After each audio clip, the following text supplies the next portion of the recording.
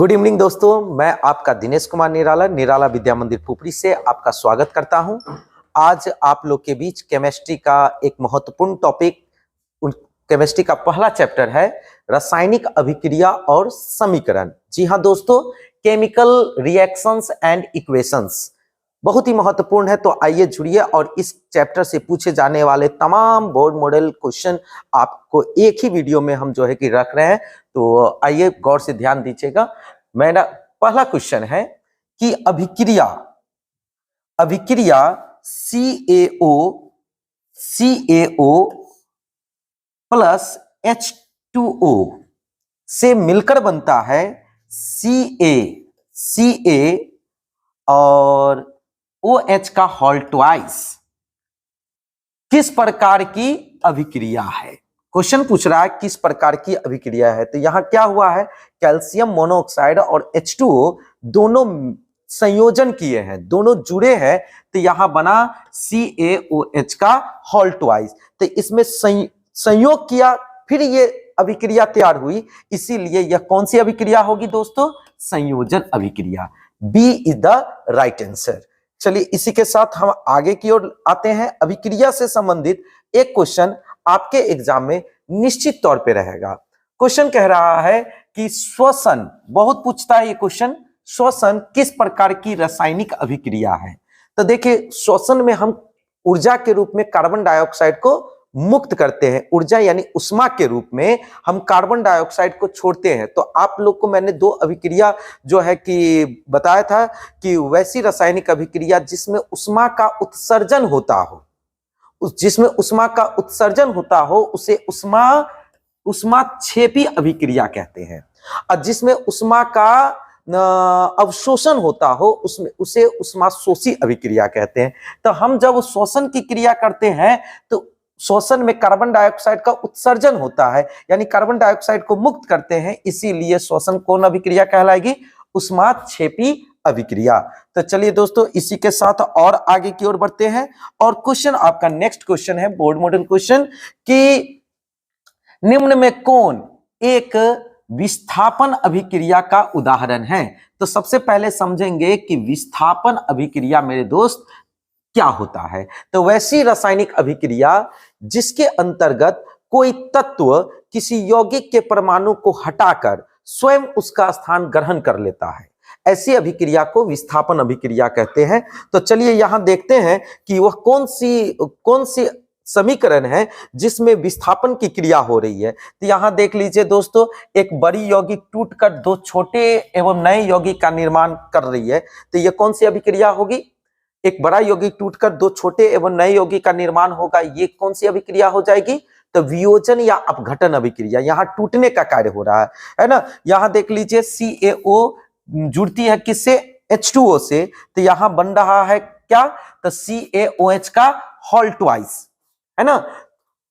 तो यहां कौन सी अभिक्रिया ये हो जाएगी? संयोजन। यहां संयोग करने की क्रिया हुई है, इसलिए ये संयोजन अभिक्रिया कहलाएगी। किंतु यहां आप देख सकते हैं कि फेरम की अभिक्रिया CuSO4 से कराई जाती है, जहां Cu कॉपर को विस्थापित कर दिया जाता है और विस्थापित करके फेरम स्वयं कॉपर का स्थान ग्रहण कर लेता है दोस्तों। इसीलिए यहां फेरम कॉपर का स्थान ग्रहण करता है और कॉपर विस्थापित हो जाती है। इसीलिए यह अभिक्रिया कहलाती है कौन अभिक्रिया? विस्थापन अभिक्रिया। इसीलिए हम कह सकते हैं कि C is the right answer. तो चलिए दोस्तों, इसी के साथ हम और आगे की ओर आपको लेकर आते हैं। अगला क्वेश्चन आपके सामने स्क्रीन पे है कि जब किसी अभिक्रिया के समय किसी पदार्थ में ऑक्सीजन की वृद्धि होती है। किसकी वृद्धि होती है? ऑक्सीजन की वृद्धि। ये शब्द को यहां ध्यान में रखने की बातें हो रही है दोस्तों। जब अभिक्रिया के समय किसी पदार्थ में ऑक्सीजन की वृद्धि होती है, मतलब ऑक्सीजन संयोग करता है। वृद्धि होगी कब होगी? जब ऑक्सीजन संयोग करेगा। जब ऑक्सीजन का संयोग होगा तो उसे उपचयन अभिक्रिया कहेंगे। और जब किसी रासायनिक अभिक्रिया में ऑक्सीजन का वियोग होगा, ऑक्सीजन टूट के बाहर निकलेंगे, तो वैसी रासायनिक अभिक्रिया कहलाएगी अपचयन अभिक्रिया। वैसे भी अ का अर्थ तो जानते निगेटिव के सेंस में आता है, कहीं भी शब्द के पहले अ लग जाए तो वहां वो निगेटिव वैल्यू को दर्शाता है दोस्तों। तो यहां जब ऑक्सीजन का वियोग होगा, ऑक्सीजन जब अलग होंगे, तो ऑक्सीजन के अलग होने की क्रिया क्या कहलाएगी? अपचयन अभिक्रिया। और जब ऑक्सीजन जुड़ेंगे तो उसे क्या कहेंगे? उपचयन अभिक्रिया। ये क्वेश्चन, ये दोनों ही टॉपिक बहुत ही महत्वपूर्ण है, क्वेश्चन आने का पूरी संभावना रहती है।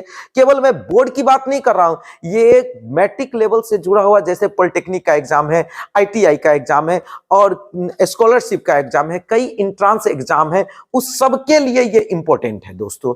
अब इसी के साथ मैं और आपको आगे लेकर आता हूं। क्वेश्चन है आपके बीच, क्वेश्चन है दोस्तों, रासायनिक अभिक्रिया में भाग लेने वाले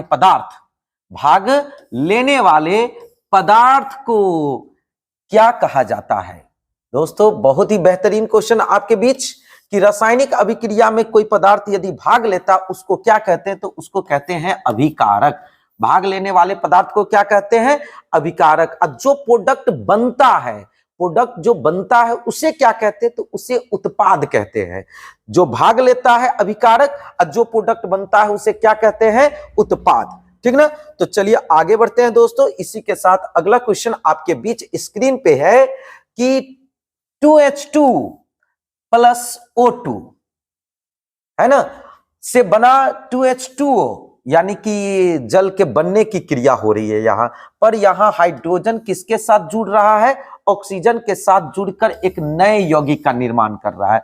यानी कि जब दो तत्व या यौगिक आपस में संयोग करके एक नए यौगिक का निर्माण करता है, ऐसी रासायनिक अभिक्रिया को कौन अभिक्रिया कहते हैं? संयोजन अभिक्रिया। संयोजन अभिक्रिया, वियोजन अभिक्रिया, ऊष्माक्षेपी अभिक्रिया, ऊष्माशोषी अभिक्रिया, और क्या कहते हैं? अपचयन अभिक्रिया, उपचयन अभिक्रिया। अभी तक मोटा मोटी 7 अभिक्रिया से संबंधित क्वेश्चन आप देख चुके हैं। तो चलिए दोस्तों आगे बढ़ते हैं। क्वेश्चन आपके सामने स्क्रीन पे क्वेश्चन है कि रासायनिक अभिक्रिया के दौरान किसी पदार्थ में ऑक्सीजन का ह्रास, यहां देख लीजिए, ह्रास क्या कहलाता है?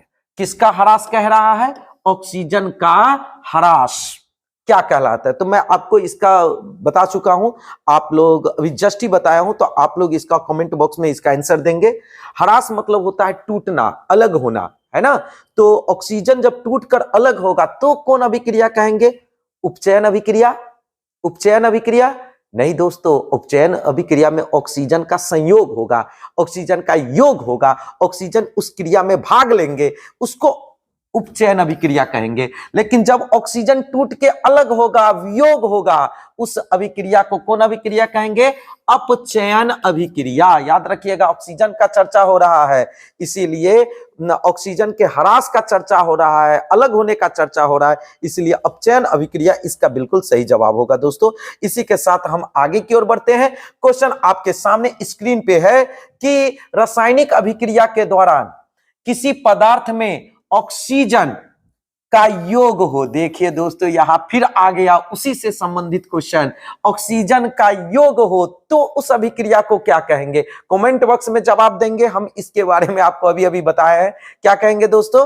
बिल्कुल सही जा रहे हैं, बी इसका बिल्कुल सही जवाब है, उपचयन अभिक्रिया। कौन अभिक्रिया? उपचयन अभिक्रिया। बहुत बेहतर, बहुत बेहतरीन आप लोग जवाब दे रहे हैं। ऐसे ही जुड़ते रहिए और क्वेश्चन को सॉल्व करते रहिए, साथ मिलके करेंगे। कह रहा है निम्नलिखित में किस विलयन का उपयोग दीवारों की सफेदी, किस विलयन का उपयोग दीवारों की सफेदी करने के लिए किया जाता है? दीवारों को सफेदी करने के लिए हम लोग आमतौर पे बुझे हुए चूना का उपयोग करते हैं। अब बुझे हुए चूना का अनुसूत्र क्या होता है दोस्तों? आप लोग कमेंट बॉक्स में जवाब देंगे। कई बार क्लास में भी चर्चा हो चुका है। क्या होता है? CaOH का होल ट्वाइस। CaOH का होल ट्वाइस क्या है? बुझे हुए चूना का अनुसूत्र। पूछ देगा एग्जाम में कि बुझे हुए चूना का अणुसूत्र क्या है, तो CaOH का होल ट्वाइस। पूछ देगा कि CaOH का होल ट्वाइस का रासायनिक नाम क्या है, तो बुझा हुआ चूना। इसका उपयोग दीवालों के पुताई में, यानी कि चूना का उपयोग हम लोग दीवाल को पोतने के लिए करते हैं ना, ताकि सफेद रंग की जो है कि चमक हमारे घर में बनी रहे, तो उसके लिए हम CaOH का होल ट्वाइस का उपयोग करते हैं दोस्तों। तो इसी के साथ और आगे बढ़ते रहिए, ऐसे ही अणुसूत्र से संबंधित एक क्वेश्चन आपके एग्जाम में जरूर आएगा निश्चित रूप से कम एक क्वेश्चन। और कंपटीशन के एग्जाम में ये वीडियो आपके पॉलिटेक्निक के लिए भी आ जाएगा, ITI के लिए भी आ जाएगा, हर तरह के मैट्रिक लेवल के एंट्रेंस एग्जाम के लिए भी ये क्वेश्चन सब सफिशिएंट है। ठीक है, तो चलिए, जब मैग्नीशियम फीता को जलाया जाता है, मैग्नीशियम फीता को क्या किया जाता है, जलाते हैं, तो उत्पन्न आग की लौ क्या होती है, तो चमकीली ज्वाला के रूप में होती है। उसकी लौ लौ में चमक होती है, चमकीला ज्वाला होगा इसका सही जवाब। ठीक है, तो चलिए दोस्तों, इसी के साथ और अगला क्वेश्चन है आपके बीच कि एक जांच परख नली में लिए किए गए विलयन में एक लोहे की कील को डुबोया जाता है। लोहे की कील को क्या किया जाता है, डुबोया गया। कितने देर तक, आधे घंटे के बाद यह देखा गया कि विलयन का रंग परिवर्तित हो चुकी है। उस जांच परख नली में विलयन था। उस जांच नली में विलयन कौन सा विलयन था दोस्तों, CuSO4। बिल्कुल सही समझ रहे हैं आप लोग, कौन विलयन था, CuSO4। चलिए, इसी के साथ मैं अब आगे लेकर आता हूं दोस्तों। क्वेश्चन है आपका कि साग सब्जियों का विघटित होकर कंपोस्ट बनाना किस प्रकार की अभिक्रिया है। यानी हरे साग सब्जी जब विघटित होगी तो उससे जो कंपोस्ट बनेगा, यह कौन सी अभिक्रिया है, तो साग सब्जी जब अपघटित होगी वहां उष्मा का क्या होगा, उत्सर्जन होगा। उष्मा का उत्सर्जन होगा तो कौन सी अभिक्रिया होगी, उष्माक्षेपी, उष्माशोषी, उष्माक्षेपण संयोजन। कौन सी, बिल्कुल सही जा रहे हैं, उष्माक्षेपी अभिक्रिया। अभी आपको हम शुरुआत में ही बता दिए हैं, इस सब से रिलेटेड बहुत सारे क्वेश्चन पूछे जाते हैं। चलिए आगे बढ़ते हैं दोस्तों। क्वेश्चन है आपके एग्जाम का, अगला क्वेश्चन है दोस्तों, क्वेश्चन है कि उपचयन, देख लीजिए, उपचयन है तो क्या होगा, ऑक्सीजन का संयोग, और अ लग गया अपचयन तो ऑक्सीजन का वियोग। तो उपचयन वह प्रक्रिया है जिसमें क्या होता है, तो ऑक्सीजन का संयोग होता है, ऑक्सीजन का योग होता है दोस्तों। क्या कोई दिक्कत, तो बहुत ही बेहतरीन। आगे इसी के साथ आपके बीच क्वेश्चन है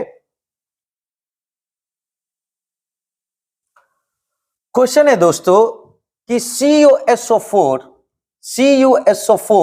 प्लस H2 से बनता है CuSO3 प्लस H2O। किस प्रकार की अभिक्रिया, तो यहां ऑक्सीजन का वियोग हो रहा है, ऑक्सीजन का वियोग और हाइड्रोजन का संयोग। जब दोनों हाइड्रोजन के साथ ऑक्सीजन का संयोजन होता है, ऐसी अभिक्रिया को कौन अभिक्रिया कहेंगे, तो यह अभिक्रिया रेडॉक्स अभिक्रिया कहलाएगी, है ना। यह अभिक्रिया क्या कहलाएगी दोस्तों, रेडॉक्स अभिक्रिया कहलाएगी। तो साथ ही साथ आगे की ओर बढ़ते हैं। मैंने आपको बोला है क्वेश्चन कि कार्बन हाइड्रोजन से संयोग कर बनाता है। बहुत ही आसान। जब कार्बन किससे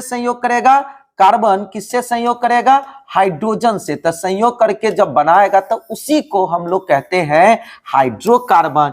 आपको कार्बनिक चैप्टर में हाइड्रोकार्बन को बहुत ही विस्तार से हमने पढ़ाया था, याद करेंगे। अगर कार्बन तथा उसके यौगिक चैप्टर का नाम ना होता तो मैंने आपको बताया तो हाइड्रोकार्बन होता, और क्यों होता उसका पूरा फुल डिटेल मैंने दिया था। तो हाइड्रोकार्बन इसका बिल्कुल सही जवाब। हाइड्रो मतलब हाइड्रोजन और कार्बन मतलब कार्बन, यानी कि हाइड्रोजन और कार्बन जब आपस में जुड़ते हैं तो बनता है हाइड्रोकार्बन। चलिए इसी के साथ आगे की ओर बढ़ते हैं मित्रों। क्वेश्चन है आप लोग के बीच, क्वेश्चन है कि समीकरण CaCO3 ठीक से बनता है एक बड़ा यौगिक CaCO3, संगमरमर, है ना, या संगमरमर को ही का दूसरा नाम क्या है, इसी का दूसरा रासायनिक रासायनिक नाम तो आप देख रहे हैं कि रासायनिक सूत्र CaCO3 है, तो इसका संगमरमर इसको कहते हैं।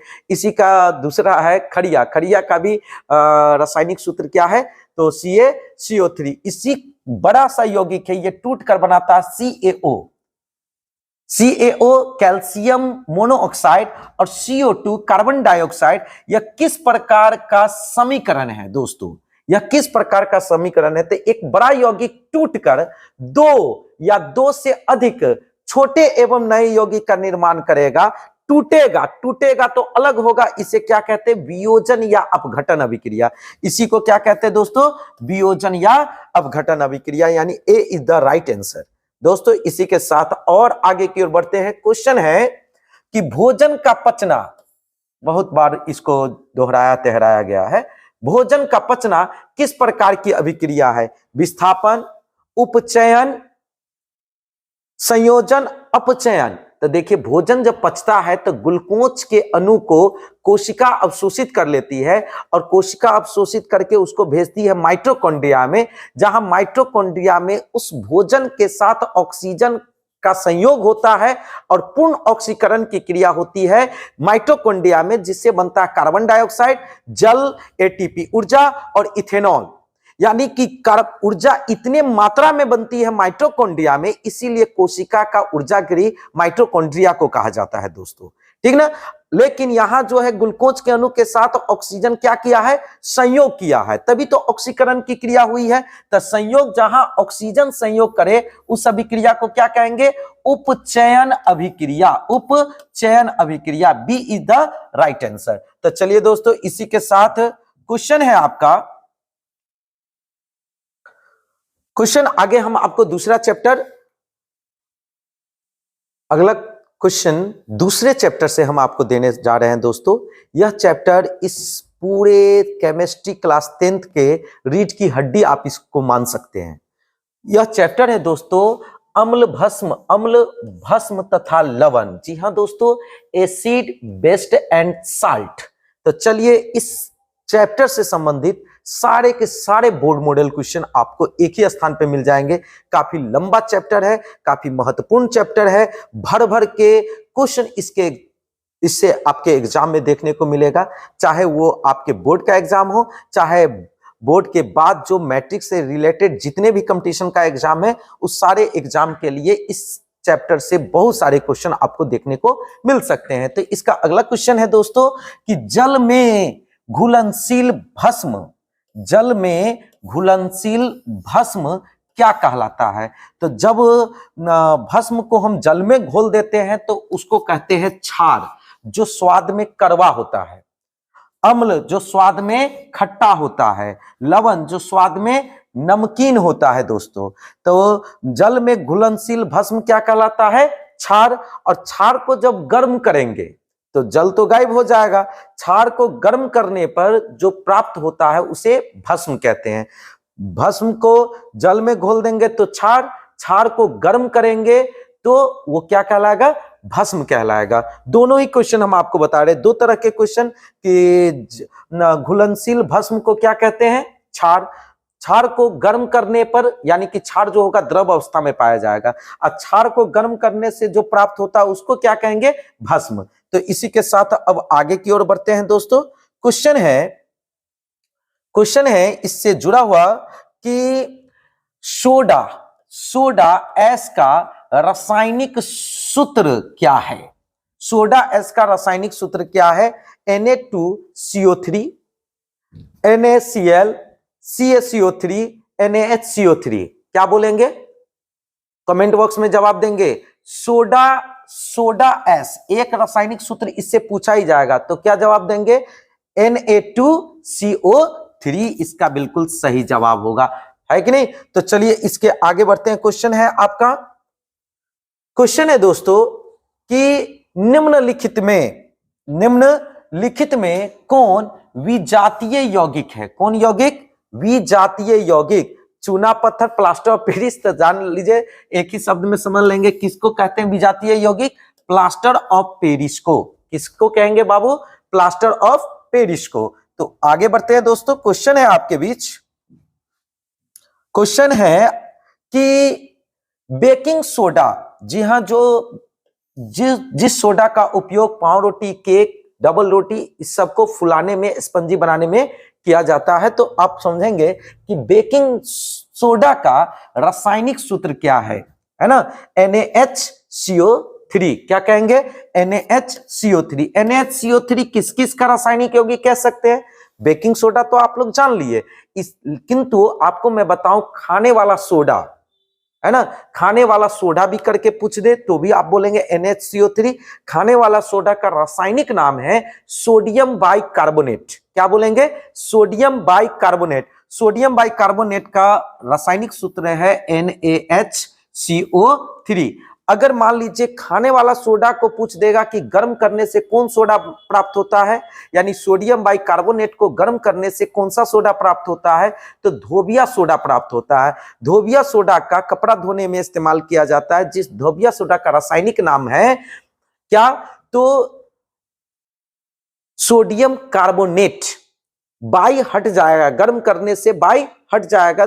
खाने वाला सोडा सोडियम बाइकार्बोनेट था, गर्म किए तो बन गया सोडियम कार्बोनेट, जिसका अनुसूत्र है Na2CO3 × 10H2O। आगे देखने को मिलेगा जरूर, निश्चित रूप से, है ना दोस्तों। तो एक साथ कई क्वेश्चन को, रिलेटेड सभी क्वेश्चन को मैं आप लोग के बीच बारी बारी से सॉल्व करते जा रहा हूं, ताकि आपको किसी भी तरह की प्रॉब्लम का सामना एग्जाम के हॉल में नहीं करना पड़े। तो चलिए दोस्तों, क्वेश्चन है निम्नलिखित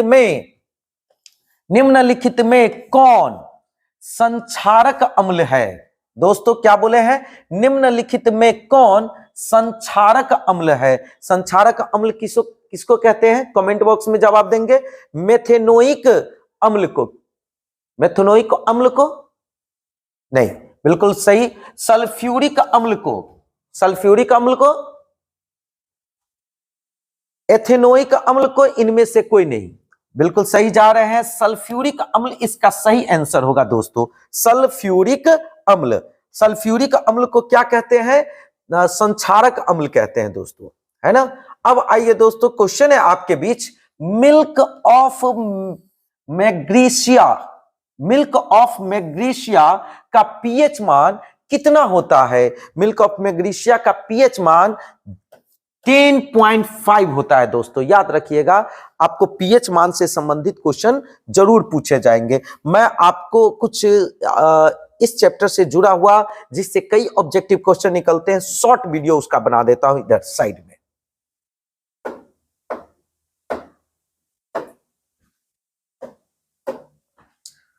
शॉर्ट वीडियो के रूप में आ जाइए। हम आपको सबसे पहले बताएंगे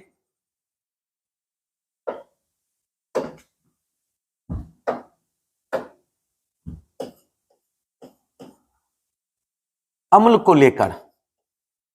अम्ल यानी एसिड, जो स्वाद में क्या होता है? खट्टा। जो स्वाद में दोस्तों क्या होता है? खट्टा होता है ना, खट्टा होता है। और इसका पीएच मान 7 से कम होता है। जिसका भी पीएच मान 7 से कम होगा वो दोस्तों अम्ल होगा। ठीक है, अब आ जाइए आगे। इसी के साथ मैं आपको चर्चा कर दूं भस्म की या क्षार की, है ना। भस्म या क्षार की आपके बीच बातें हो जाएगी। तो भस्म या क्षार स्वाद में कड़वा होता है और इसका पीएच मान 7 से अधिक होता है दोस्तों। इसका पीएच मान 7 से अधिक होगा। इसी के साथ मैं आपको लवण की बात करूं तो लवण जो बनता है अम्ल और भस्म के मिलने से, अम्ल और भस्म के मिलने से लवण तैयार होता है, जो स्वाद में नमकीन होता है। जो स्वाद में क्या होता है मेरे दोस्त? नमकीन होता है, जिसका पीएच मान 7 होता है। जिसका पीएच मान 7 होता है। जैसे सोडियम क्लोराइड, नमक जिसका पीएच मान 7 है। शुद्ध जल का पीएच मान भी 7 होता है। ठीक है, तो इससे संबंधित क्वेश्चन आपको देखने को मिलेंगे आगे। तो बढ़ते हैं, पॉइंट पे आते हैं। फिर से ये पूछ दे, अगर मान लीजिए मिल्क ऑफ मैग्नीशिया पूछ दे, अम्ल है, भस्म है, लवण है, इनमें से कोई नहीं, तो आप जानते हैं कि मिल्क ऑफ मैग्नीशिया का जो पीएच मान है वो कितना है, मिल्क ऑफ मैग्नीशिया का पीएच मान 10.5 है। और पूछ रहा आपसे कि ये अम्ल है, मिल्क ऑफ मैग्नीशियम, अम्ल, भस्म, लवण, इनमें से कोई नहीं, क्या बोलोगे भाई? तो मिल्क ऑफ मैग्नीशिया जो है जिसका पीएच मान 10.5 है तो ये भस्म हो जाएगा या क्षार, भस्म या क्षार कहलाएगा। और वही दोस्तों अगर मान लीजिए कि अगर जिसका पीएच मान जैसे 3 होता, 4 होता तो क्या होता, अम्ल हो जाता। और जिसका पीएच मान 7 होता तो वो लवण कहलाता। ठीक है, तो इससे जुड़ा हुआ कई क्वेश्चन आगे आपको देखने को मिलेंगे। इसके लिए हम आपको जो है कि शॉर्ट रिवीजन करवा दिए इसका, है ना। अब ये क्वेश्चन है कि सल्फर के संयोजी सेल में इलेक्ट्रॉनों की संख्या है, तो सल्फर एस है, एस परमाणु संख्या, कमेंट बॉक्स में रिप्लाई करेंगे। परमाणु संख्या सल्फर की कितनी होती है? परमाणु संख्या इसकी होती है दोस्तों 16, है ना। सल्फर की परमाणु संख्या कितनी होती है? 16। और इसका अगर संयोजी इलेक्ट्रॉन निकालेंगे तो 1s2 2s2 2p6 2 4 6 10 3s2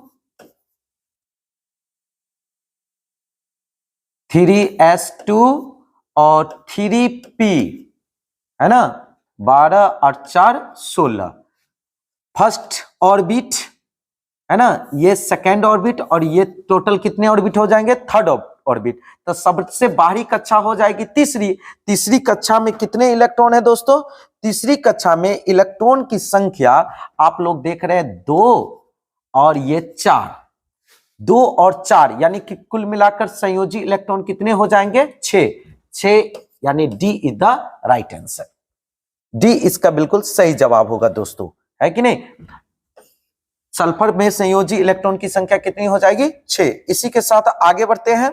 question है आपका कि पीएच का कौन सा मान क्षारक विलयन, याद रखिएगा, क्षारक विलयन को निरूपित करता है। तो मैंने आपको स्क्रीन पर बताया है कि क्षार का जो पीएच मान है वो कितना होता है? 7 से अधिक होता है। तो अब आइए इसमें देखेंगे कि पीएच मान जिसका 7 से अधिक होगा वो क्षारक विलयन होगा। तो क्षारक विलयन यहां देखिए 2 है, 7 है, 6 है, ये सब क्षारक नहीं है। क्षारक केवल जो 7 से अधिक है वो केवल 13 है, यानी B is the right answer. इसका जो है 13 सही जवाब होगा। केवल एक 13 ही है जो क्षार के लायक है, क्षारक है। अब आइए क्वेश्चन है आपके बीच क्वेश्चन है दोस्तों, अम्लीय ऑक्साइड के विलयन का, अम्लीय ऑक्साइड, अम्ल की बात की जा रही है। अम्लीय ऑक्साइड के विलयन का पीएच मान क्या होता है? अभी अभी क्लियर किए हैं कि अम्ल का पीएच मान 7 से कम होगा। तो कौन होगा? 7 होगा? नहीं सर। 12, 8 नहीं, तो कौन होगा? 7 से कम एक 4 है, यानी कि D is the right answer. अब आइए क्वेश्चन है आपके बीच, आगे बढ़ते हैं दोस्तों कि सिल्वर आयोडाइड का रंग कैसा होता है? दोस्तों सिल्वर आयोडाइड का रंग कैसा होता है? श्वेत, पीला, लाल, हरा। दोस्तों सिल्वर आयोडाइड का रंग, सिल्वर सोच के उजला में या सफेद में टिक नहीं मार दीजिएगा, सिल्वर आयोडाइड पूछ रहा है। सिल्वर आयोडाइड का रंग पीला होता है मित्रों। तो इसी के साथ हम और आगे बढ़ते हैं और ऐसे इंपॉर्टेंट क्वेश्चन आपके सामने पड़ोस के दे रहे हैं। आप लोग इसका उपभोग करते रहिए, एकदम समझते हुए आगे की ओर बढ़ते रहिए, माइंड में कंठस्थ कीजिए। क्वेश्चन है अमोनिया क्लोराइड का जलीय विलयन, अमोनिया क्लोराइड का जलीय विलयन कैसा होता है? अमोनिया क्लोराइड का जलीय विलयन अम्लीय नहीं, उदासीन, सही जा रहे छाड़िए, नहीं सर, उदासीन होता है। अम्लीय क्लोराइड यानी कि अम्ल जो होता है ना पॉजिटिव और क्लोराइड निगेटिव, इसीलिए पॉजिटिव और निगेटिव दोनों मिलते हैं तो उदासीन विलयन बनता है, जिसको लवण कहते हैं, है ना। तो उदासीन यानी कि लवण का काम कर रहा है, इसीलिए B is the right answer. चलिए आगे बढ़ते हैं। क्वेश्चन है आपके बीच, क्वेश्चन है दोस्तों कि शल्य चिकित्सा में टूटी हुई हड्डियों को जोड़ने के लिए प्रयुक्त होने वाला रासायनिक पदार्थ है। याद रखेंगे, इससे जुड़ा हुआ एक क्वेश्चन जरूर पूछता है आपके एग्जाम में। शल्य चिकित्सा, जब आप याद करें कि कभी हड्डी टूटी होगी, अरे आपकी नहीं भाई, किसी की टूटी होगी तो आप देखे तो होगे। तो टूटी हुई हड्डियों के बाद क्या होता है? तो सर प्लास्टर चढ़ाया जाता है। तो प्लास्टर जो चढ़ाया जाता है उसका जो रसायन है, वो कौन सा रसायन? वो प्लास्टर चढ़ाया जाता है तो उसका नाम तो कुछ उसी से रिलेटेड होगा। तो जी हाँ सर, प्लास्टर से रिलेटेड है, plaster of Paris. Plaster of Paris यानी सी इज द राइट आंसर। शल्य चिकित्सा में टूटी हुई हड्डियों को जोड़ने के लिए प्लास्टर किया जाता है। किससे प्लास्टर किया जाता है? तो प्लास्टर ऑफ पेरिस से। प्लास्टर ऑफ पेरिस बनते किससे है? तो एक रासायनिक पदार्थ है जिप्सम। एक रासायनिक पदार्थ है जिप्सम, CaSO4 इंटू 2H2O।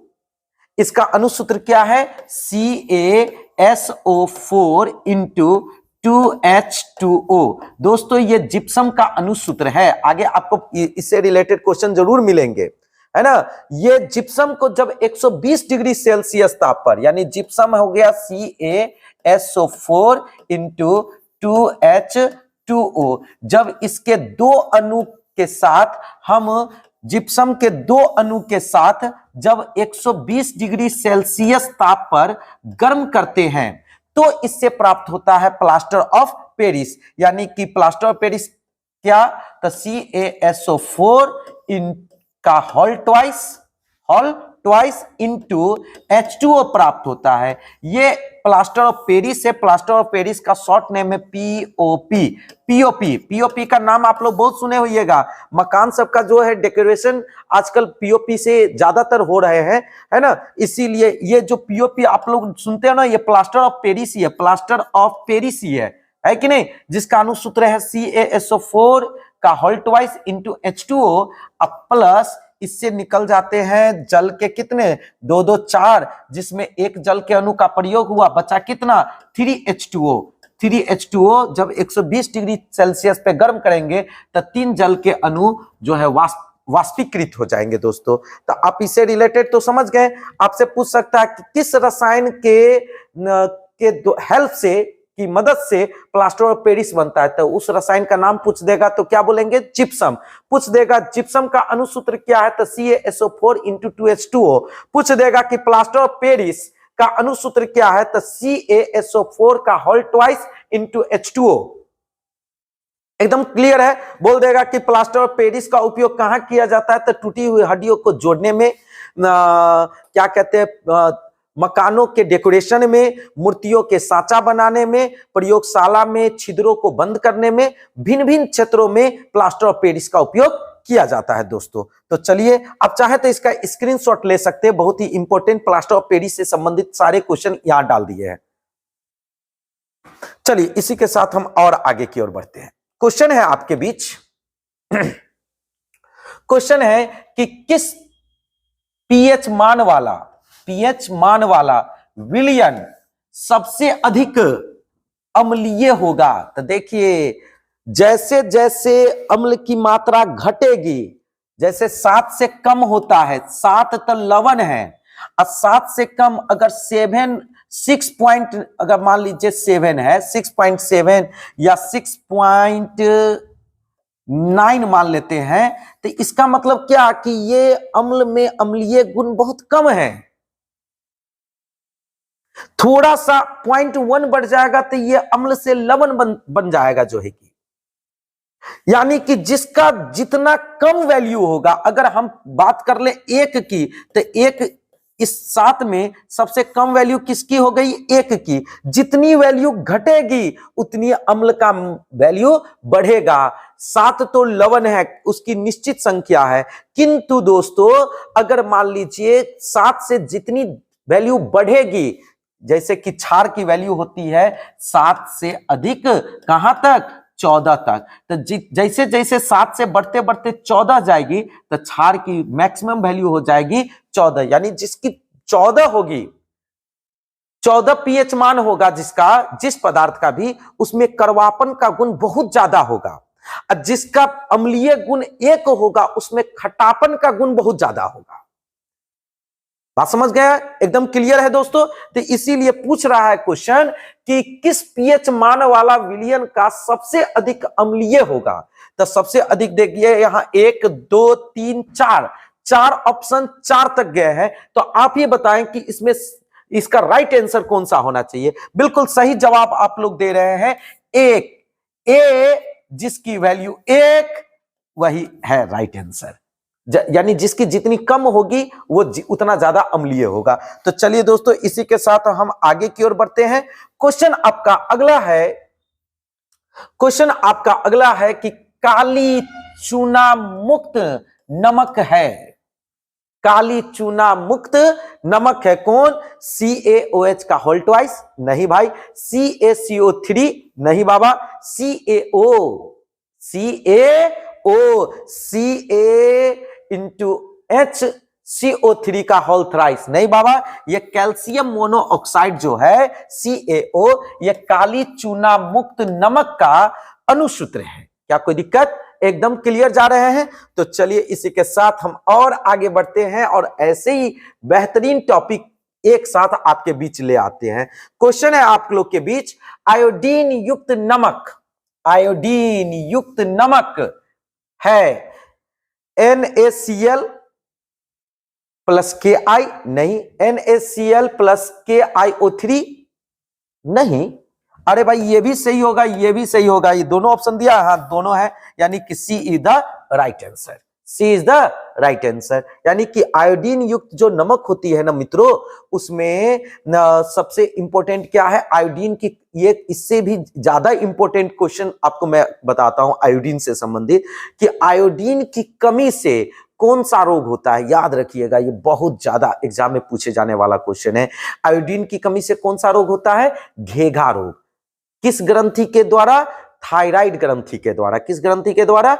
यानी कि आयोडीन की कमी से थायरॉक्सिन हार्मोन की कमी हो जाती है, जिससे थायराइड ग्रंथि बढ़ जाती है और बढ़ने से गला फूल जाता है, जिस रोग को घेघा रोग कहते हैं, है ना। तो चलिए दोस्तों इसी के साथ हम आगे की ओर बढ़ते हैं। बहुत ही बेहतरीन आप लोग के बीच जा रहा टॉपिक। क्वेश्चन है आपका कि प्लास्टर ऑफ पेरिस, देखिए बार बार ये टॉपिक आएंगे। प्लास्टर ऑफ पेरिस का रासायनिक नाम है calcium sulphate monohydrate, calcium chloride, calcium sulphate अर्धहाइड्रेट। तो सर जी आप तो जुल्म कर दिए।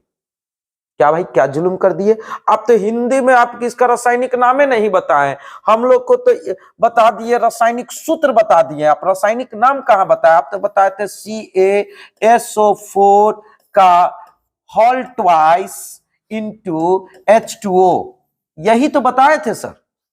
हाँ भाई हम तो यही बताए हैं, क्या प्रॉब्लम है? तो इसमें नाम कहां निकल रहा है? निकलेगा बॉस, निकलेगा, इतनी जल्दबाजी नहीं कीजिए।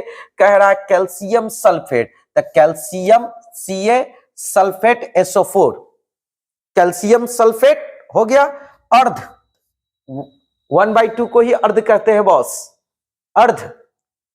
हाइड्रेट, जल को हाइड्रेट बोला जाता है, हाइड्रेट, यानी कि CaSO4 का होल ट्वाइस इंटू H2O, इसका रासायनिक सूत्र है ये। और इसी रासायनिक सूत्र को कहते हैं, रासायनिक सूत्र का रासायनिक नाम क्या है? तो कैल्शियम सल्फेट अर्धहाइड्रेट। क्या बोलेंगे? कैल्शियम सल्फेट अर्धहाइड्रेट। तो चलिए CD is the right answer. चलिए दोस्तों इसी के साथ मैं और आगे की ओर लेकर आता हूं। क्वेश्चन है आपका, दही में कौन सा अम्ल पाया जाता है? टार्टरिक अम्ल, कमेंट बॉक्स में आप इन सबका जवाब दीजिएगा, ये सारे आप पढ़े हुए हैं। फॉर्मिक अम्ल नहीं, चीनी के डंक, चींटी के डंक पे। लैक्टिक अम्ल, बिल्कुल सही जवाब, लैक्टिक अम्ल। दही में लैक्टिक अम्ल पाए जाते हैं। एसिटिक अम्ल किस में पाए जाएंगे? बाकी के ये तीनों का जवाब आप लोग कमेंट बॉक्स में हमें दे देंगे। दोस्तों ये सब रिपीट होगा कहीं ना कहीं, आपको आगे बहुत लंबी चैप्टर है, आगे मिलेगी, है ना। तो अभी से आप लोग तैयार रहिए। आप लोग जो कमेंट बॉक्स में जो फालतू का जो चैटिंग करते हैं वो सब बंद करके, अभी आपके पास टाइम नहीं है, एग्जाम सिर पे है, तो आप उसके लिए जो है कि फोकस कीजिए। ये इस सबसे कुछ होगा नहीं बाबू, बस आप अभी फोकस कर लोगे ना तो फ्यूचर में अच्छा कर सकते हो आप। बहुत अच्छा कर सकते हो, अच्छा तो क्या बहुत ही अच्छा कर सकते हो। टाइम का महत्व देते हुए आप लोग जो है कि एक एक टॉपिक को बारीकी से समझिए, एक एक टॉपिक को एकदम डिटेल नॉलेज के साथ गहन अध्ययन कीजिए, है ना। तो चलिए दोस्तों मैं आगे की ओर बढ़ता हूं। क्वेश्चन है कि अम्लीय वर्षा के जल का, अम्लीय वर्षा के जल का पीएच मान क्या होगा। तो सबसे बड़ी बात है कि अम्ल वर्षा है तो उसका पीएच मान, अम्ल है तो 7 से कम होगा, पर कितना होगा 5.6 नहीं, 5.6 से कम अम्ल वर्षा है, 5.6 से कम, बिल्कुल सही जवाब 5.6 से कम इसका राइट आंसर होगा, ठीक ना। चलिए आगे बढ़ते हैं। क्वेश्चन है चींटी के डंक में, बोल दिए थे हम कि आगे आपको मिलेगी, है ना।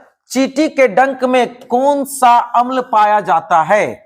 तो मेथेनोइक अम्ल। कौन सा अम्ल, मेथेनोइक अम्ल। हर एक टॉपिक जो जिसमें जैसे सिट्रिक अम्ल किसमें पाया जाता है, कमेंट बॉक्स में जवाब देंगे किसमें पाया जाता है। एक एक अम्ल के बारे में आपको हम डिटेल नॉलेज दे चुके हैं।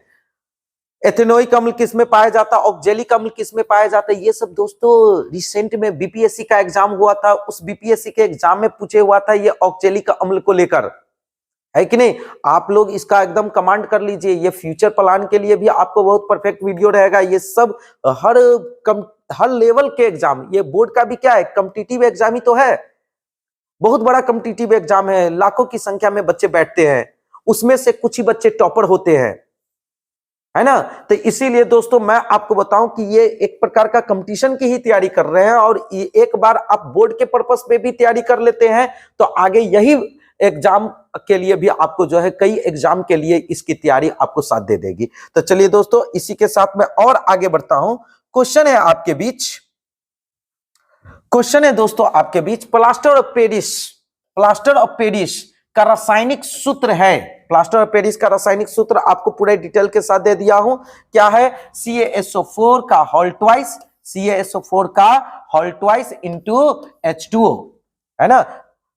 अब आइए क्वेश्चन है आपका, क्वेश्चन है दोस्तों आपके बीच, अम्ल और क्षार आपस में अभिक्रिया कर क्या बनाते हैं।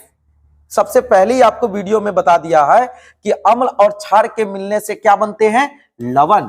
लवण स्वाद में कैसा होता है, नमकीन, है ना। नमकीन का एक एग्जांपल सोडियम क्लोराइड यानी कि NaCl यानी कि नमक, है ना।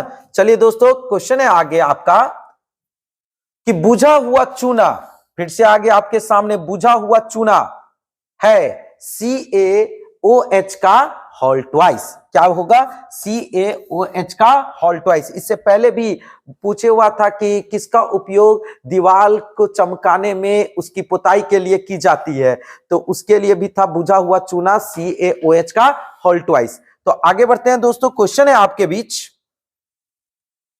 क्वेश्चन है कि निम्न में कौन भस्म नहीं है।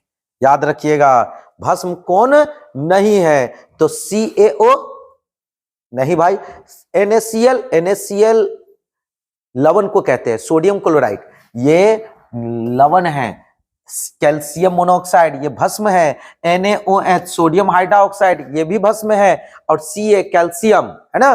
तो यहां पर सबसे सटीक जो है यहां पूछ रहा है, भस्म नहीं पूछ रहा है, तो निगेटिव है ये भस्म नहीं है, ये भी निगेटिव का भाई निगेटिव, यानी कि B is the right answer. चलिए आगे बढ़ते हैं दोस्तों, क्वेश्चन क्या है, क्वेश्चन है कि मेथेनोइक अम्ल का सामान्य नाम क्या है। मेथेनोइक अम्ल का सामान्य नाम क्या है, फॉर्मिक अम्ल, कमेंट बॉक्स में जवाब देंगे, लैक्टिक अम्ल, एसिटिक अम्ल, इनमें से कोई नहीं, फॉर्मिक अम्ल इसका बिल्कुल सही जवाब है। तो चलिए दोस्तों आगे बढ़ते हैं, क्वेश्चन है कि सिरका आ गया, फिर से सिरका में निम्न में कौन सा अम्ल पाया जाता है, एकदम पूरा चार्ट याद कर लीजिए। सिरका में कौन सा अम्ल पाया जाता है, गंधक अम्ल, हाइड्रोक्लोरिक अम्ल, कौन अम्ल, फॉर्मिक अम्ल नहीं भाई, तो लास्ट कौन बच रहा है? सिरका में पाए जाने वाला अम्ल एसिटिक अम्ल कहलाता है दोस्तों। कौन सा अम्ल कहलाता है? एसिटिक अम्ल। मैंने आपको बताया भी है कि एक टॉपिक अम्ल से रहेगी। पदार्थ का नाम देगा तो अम्ल का नाम पूछेगा, अम्ल का नाम देगा तो पदार्थ का नाम पूछेगा। ठीक है, तो चलिए दोस्तों क्वेश्चन है आगे। क्वेश्चन है कि एक गंधक, एक घोल नीले लिटमस पत्र को है ना लाल कर देता है। नीले लिटमस पत्र को क्या कर देता है? लाल कर देता है। तो घोल का पीएच मान क्या होगा? अब इससे संबंधित हमको आपको टॉपिक देनी है। सुनिए, नीले लिटमस पत्र को लाल करना है तो टॉपिक ले लेते हैं नीला लिटमस पत्र। नीला लिटमस पत्र, नीला लिटमस पत्र है ना, ये नीला कलर का एक पेज होता है। मैंने कई बार प्रयोग में बच्चों को दिखाया भी है। उसको जब हम अम्ल में डालेंगे दोस्तों, याद रखिएगा, अम्ल में जब डालेंगे, जब उसे हम अम्ल में डालेंगे तो अम्ल में डालने से वह लाल हो जाएगा। अम्ल में डालने से वह क्या हो जाएगा? लाल हो जाएगा। ठीक है, एकदम समझिएगा, आराम से समझिए, इत्मीनान से समझिए। और जब हम लाल लिटमस पत्र को, लाल कलर के लिटमस पत्र को जब हम किस में डालेंगे? भस्म या क्षार में डालेंगे। भस्म या दोस्तों किस में डालेंगे? क्षार में डालेंगे। मूल रूप से विलयन के रूप में होता है कौन? क्षार होता है। तो क्षार में डालेंगे तो वह उसको क्या कर देता है? नीला। इससे संबंधित आपको जो है कि एग्जाम में क्वेश्चन पूछे जाते हैं, है ना। इससे संबंधित क्वेश्चन आपके एग्जाम में मुख्य रूप से देखे जाते हैं। क्वेश्चन क्या बोले हैं? नीला लिटमस पत्र को जब हम किस में डालेंगे? अम्ल में। याद रखिएगा, अम्ल में डालेंगे। अम्ल में डालेंगे तो वो क्या होगा? लाल होगा। ठीक है, और जब लाल लिटमस पत्र को क्षार में डालेंगे, मुख्य रूप से विलयन के रूप में क्षार होता है तो क्षार ही ज्यादा तक दे देगा। अगर क्षार नहीं देगा तो भस्म देगा। क्षार में डालेंगे तो वो क्या हो जाएगा? नीला हो जाएगा। ये याद रखिएगा, क्वेश्चन पूछ देता है कि नीला लिटमस पत्र लाल हो जाता है अम्ल में डालने से, क्षार में डालने से, लवण में डालने से, इनमें से सभी। तो क्या जवाब देंगे? अम्ल में डालने से। बोल देगा कि लाल लिटमस पत्र नीला हो जाता है अम्ल में डालने से, क्षार में डालने से, लवण में डालने से, इनमें से सभी। तो क्या बोलेंगे? क्षार। अगर अम्ल नहीं देगा तो अम्ल न देके अम्ल के जगह पर पीएच मान दे देगा। कोई भी एक वैल्यू 7 से कम दे देगी, अब बाकी की वैल्यू 7 और 7 से ज्यादा देगी। तो 7 वाला जो होगा वो अम्ल होगा, तो 7 से कम वाली जो वैल्यू होगी वो अम्ल होगी। इसीलिए हम 7 से कम वाली वैल्यू को ले लेंगे, यानी कि 7 से कम वाली वैल्यू जो अम्ल होगी उसमें वो लाल होगा। उसी में वो क्या हो सकता है? उसी में वो लाल हो सकता है दोस्तों। क्या कोई दिक्कत? एकदम समझ में आ गया? दे देगा कि लाल लिटमस पत्र को निम्न में से किसमें डालने से वो नीला हो जाता है, या क्षार में डालने से वो क्या हो जाता है? तो नीला हो जाता है। कलर पूछ देगा तो नीला हो जाता है। कलर दे दिया कि नीला हो जाता है तो उसकी पीएच मान होगी, तो दे देगा 5, 6, 7, 10।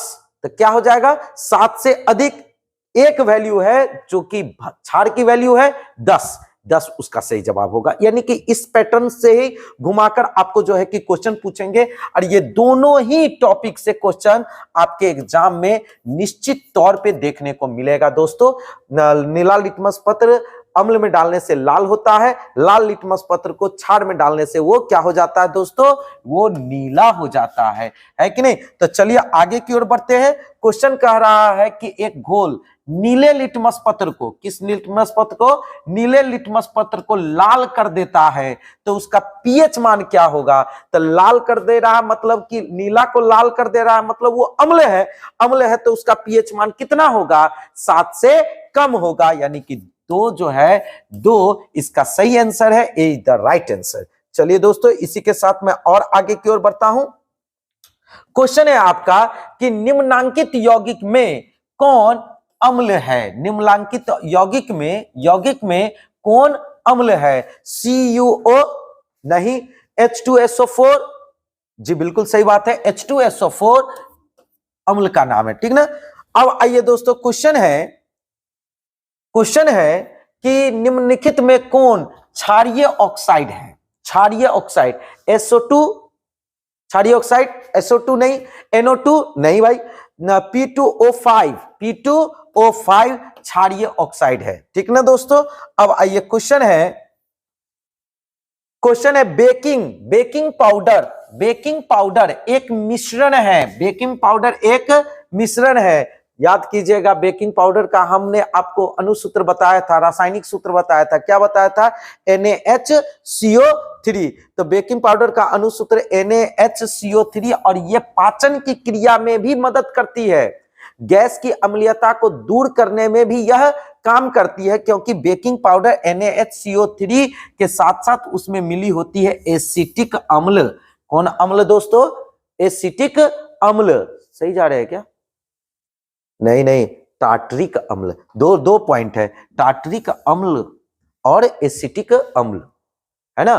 तो अब 2 कंफ्यूजन है, ये तो समझ में आ गया कि बेकिंग पाउडर है तो क्या हो जाएगा? NaHCO3, उसके साथ दे रहा है टार्टरिक अम्ल और दूसरा दे रहा है एसिटिक अम्ल। तो पेट की अम्लीयता, टार्टरिक अम्ल किस में पाया जाता? अब क्वेश्चन ये बनता है, सर एसिटिक अम्ल भी हो सकता है, टार्टरिक अम्ल भी हो सकता है, कंफ्यूजन वाली बात है दोस्तों। एसिटिक अम्ल ना हो के यहाँ क्या हो जाएगा? टार्टरिक अम्ल होगा। क्यों टार्टरिक अम्ल होगा, अब वो क्लियर करता हूं। यही कंफ्यूजन बच्चे कर देते हैं, जहां देखा एसिटिक अम्ल, एसिटिक मतलब ये गैस उसको मामला को क्लियर करेगा। नहीं बाबा, ऐसा नहीं है, ये देखना है कि वो अम्ल किसमें उपयोगी है। टार्टरिक अम्ल पाया जाता है इमली में।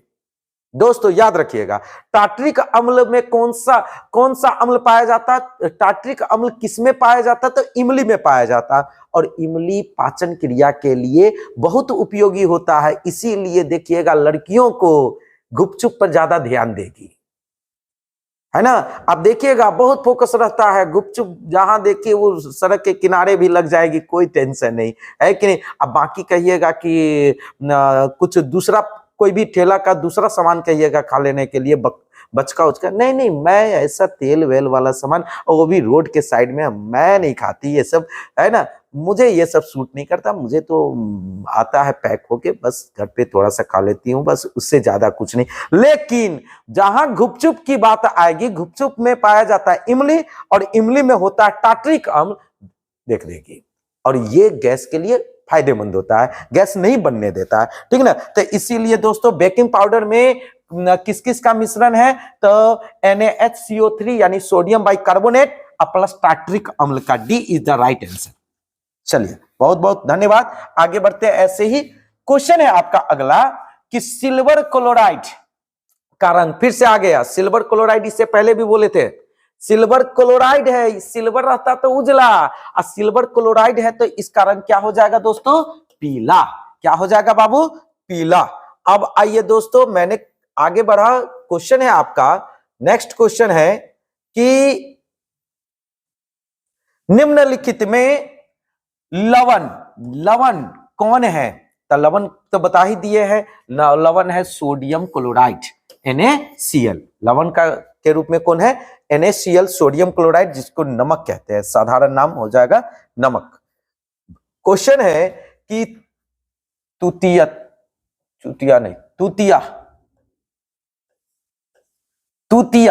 यानी नीला थोथा जिसको कहते हैं ना, नीला थोथा है बाबू। इसमें नीला थोथा का अनुसूत्र क्या हो जाएगा? COSO4 into 5H2O। क्या हो जाएगा? नीला थोथा का अनुसूत्र माइंड में सेट कर ले, COSO4 इंटू 5H2O।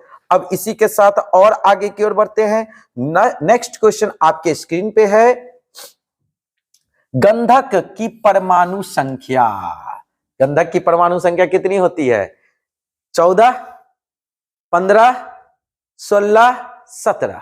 तो क्या हो जाएगी? 16। इस पे तो हम इसका संयोजी इलेक्ट्रॉन भी निकाले हैं, जिसका संयोजी इलेक्ट्रॉन कितना हुआ था दोस्तों? कमेंट बॉक्स में जवाब दे दीजिएगा, मैं नहीं बोलने वाला। बहुत आप लोग जो है ना आराम कर रहे हैं, थोड़ा सा आप मेहनत कीजिए आप लोग। हाँ सर, आप तो पहले जवाब दे नहीं, आप जो चीज बता दिया हो ना, आप उसको आप देख लियो, पढ़ लियो, तो आप उसका रिप्लाई करो दोस्तों। हर चीज मुझ पे डिपेंड होके नहीं रहिए, क्योंकि याद नहीं रहेगा तो एग्जाम में मेरा वीडियो देख के एग्जाम नहीं देना, आपको याद करके एग्जाम देना, माइंड में रख के एग्जाम देना है। इसीलिए मैं जो बता दिया हूं या जो टॉपिक में चर्चा कर देता हूं, उस टॉपिक से रिलेटेड आने वाला जो भी क्वेश्चन रहेगा उसका जवाब आपको कमेंट बॉक्स में खुद देना है, ठीक ना। अब आइए दोस्तों, क्वेश्चन क्या कह रहा है, निम्नलिखित में से कौन गैस चूने के पानी को दूधिया कर देता है? चूने के पानी को दूधिया कर देता है। Cl2 नहीं, SO2 नहीं, CO2 कार्बन डाइऑक्साइड, बिल्कुल सही जवाब। O2 नहीं होगा। चलिए, तो इसी के साथ कार्बन डाइऑक्साइड का सही जवाब है, सी द राइट आंसर। आगे बढ़ते हैं दोस्तों। क्वेश्चन है, टार्टेरिक अम्ल निम्नलिखित में से किसमें पाया जाता है? टार्टेरिक अम्ल निम्नलिखित में से किसमें पाया जाता है दोस्तों? टमाटर में, संतरा में, सिरका में, इमली में। तो हमने कुछ ही देर पहले बताया, मैं नहीं इसका जवाब दूंगा, मैंने गुपचुप का एग्जांपल दिया था दोस्तों, याद कीजिएगा, ये सब बातें भूलने वाली नहीं है। गुपचुप में पाया जाता है क्या? गुपचुप के पानी में क्या डाले जाते हैं? इमली। और इमली में कौन सा अम्ल पाया जाता है? टार्टेरिक अम्ल। तो इमली is the right answer, D बिल्कुल सही जवाब है। बहुत ही बढ़िया, बहुत ही बेहतर जा रहे हैं आप लोग। क्वेश्चन है आपका, जिप्सम का रासायनिक सूत्र, चर्चा कर चुके हैं, जिप्सम से संबंधित पूरा समीकरण दिए थे, प्लास्टर ऑफ पेरिस से संबंधित, जिसका अनुसूत्र क्या बताए थे? CaSO4 into 2H2O। CaSO4 into 2H2O be the right answer. दोस्तों आगे बढ़ते हैं। क्वेश्चन है आपका, क्वेश्चन है कि जिंक तथा सल्फ्यूरिक अम्ल के बीच, जिंक तथा सल्फ्यूरिक अम्ल के बीच अभिक्रिया से निम्नलिखित में से कौन सी गैस निकलती है? अभिक्रिया में से निम्नलिखित में से कौन सी गैस निकलती है? O2, CO2, H2 और N2। क्या बोलेंगे? CO2। क्या बोलेंगे बुआ? CO2 बिल्कुल सही जवाब है। बहुत ही बेहतर जा रहे हैं आप लोग। क्वेश्चन है आपका अगला कि अम्ल का पीएच मान, बहुत आसान, अम्ल का पीएच मान क्या होता है? अब मैं बताऊं या आप कमेंट बॉक्स में बताओगे? A, B, C, D, कौन सा ऑप्शन सही होगा आपके हिसाब से? अरे भाई लोग सही जा रहे हो, सही जा रहे हो। ए 7 से कम, बिल्कुल सही जवाब। चलिए, बहुत ऐसे ही आप लोग जबरदस्त तरीके से जवाब देते रहिए। कमेंट बॉक्स में दिखना चाहिए कि आप लोग पढ़ाई कर रहे हो, है ना। अब ये जो सोनू कहा है, मोनू कहा है, बंटी कहा है, ये सब बंद कीजिए और सीधा का सीधा देखते कितने बच्चे सही सही जवाब दे रहे हैं। मैं उस कमेंट को चेक कर रहा हूं और उस कमेंट के हिसाब से हम नोटिस भी कर रहे हैं कि बच्चे की तैयारी कैसी चल रही है। तो चलिए दोस्तों आगे बढ़ते हैं। क्वेश्चन है आप लोग के बीच, धोने का सोडा का आणविक सूत्र है। धोने का सोडा, जिसको धोबिया सोडा कहते हैं, जिसका रासायनिक नाम है सोडियम कार्बोनेट, उसका आणविक सूत्र क्या है? तो Na2CO3 into 10H2O। 10H2O कहां गया? हाँ, Na2CO3 into 10H2O, C is the right answer. Na2CO3 into 10H2O धोबिया सोडा सोडियम कार्बोनेट का रासायनिक नाम है दोस्तों। क्वेश्चन है इसी के साथ अगला कि मधुमक्खी के डंक में एक अम्ल छोड़ता है, मधुमक्खी का डंक एक अम्ल छोड़ता है जिसके कारण दर्द, जलन, फूलन तो दिया ही नहीं है, फुला देता है भाई, उसी के कारण दर्द, जलन, फूलन का अनुभव होता है, वह अम्ल है दोस्तों एथेनोइक अम्ल नहीं भाई, सिट्रिक अम्ल नहीं दोस्तों, मेथेनोइक अम्ल। क्या कहेंगे? मेथेनोइक अम्ल कहां पाया जाता है? मधुमक्खी के डंक में, जिसके कारण दर्द, जलन, फूलन ये तीनों ही होते हैं दोस्तों। बहुत ही शानदार आप लोग जवाब दे रहे हैं। इसी के साथ मैं आगे की ओर बढ़ता हूं और अगला क्वेश्चन आप लोग के बीच प्रस्तुत है। टूथपेस्ट, जी हां दोस्तों, टूथपेस्ट कैसा होता है? अम्लीय होता है, क्षारीय होता है, उदासीन होता है? इनमें से कोई नहीं, क्षारीय होता है। क्या होता है दोस्तों? क्षारीय होता है। इसी के साथ क्वेश्चन अगला नेक्स्ट है आपके बीच। नेक्स्ट क्वेश्चन आपके बीच कुछ है क्या भाई? निम्नलिखित में कौन लवण है? ये सब क्या चल रहा है boss? Lithium, ion, uranium, caesium. क्या बोलेंगे? आयन। आयन चूंकि कभी भी लवण जो होते हैं ना उदासीन होते हैं, और आयन में धनायन ऋणायन दोनों का ही गुण पाया जाता है, तो कह सकते हैं हम कि ये उदासीन टॉपिक है ना। चलिए इसी के साथ क्वेश्चन क्या है? विरंजक चूर्ण, ब्लीचिंग पाउडर, ये बहुत देर से भाई गायब था भाई, इसको तो बहुत पहले आ जाना चाहिए। हेड लिस्टेड क्वेश्चन है ये, 5 नंबर में भी पूछे जा सकते हैं, 2 नंबर और ऑब्जेक्टिव में भी रहेंगे इससे क्वेश्चन। विरंजक चूर्ण, ब्लीचिंग पाउडर है ना, बहुत इंपॉर्टेंट टॉपिक है। इससे हमेशा कौन सी गैस निकलती रहती है? तो क्लोरीन जैसी गंध निकलती रहती है। इसका रासायनिक सूत्र क्या है भाई? रासायनिक सूत्र क्या है? CaOCl यानी CaOCl2 B is the right answer. चलिए दोस्तों इसी के साथ क्वेश्चन है आपके बीच। क्या है क्वेश्चन?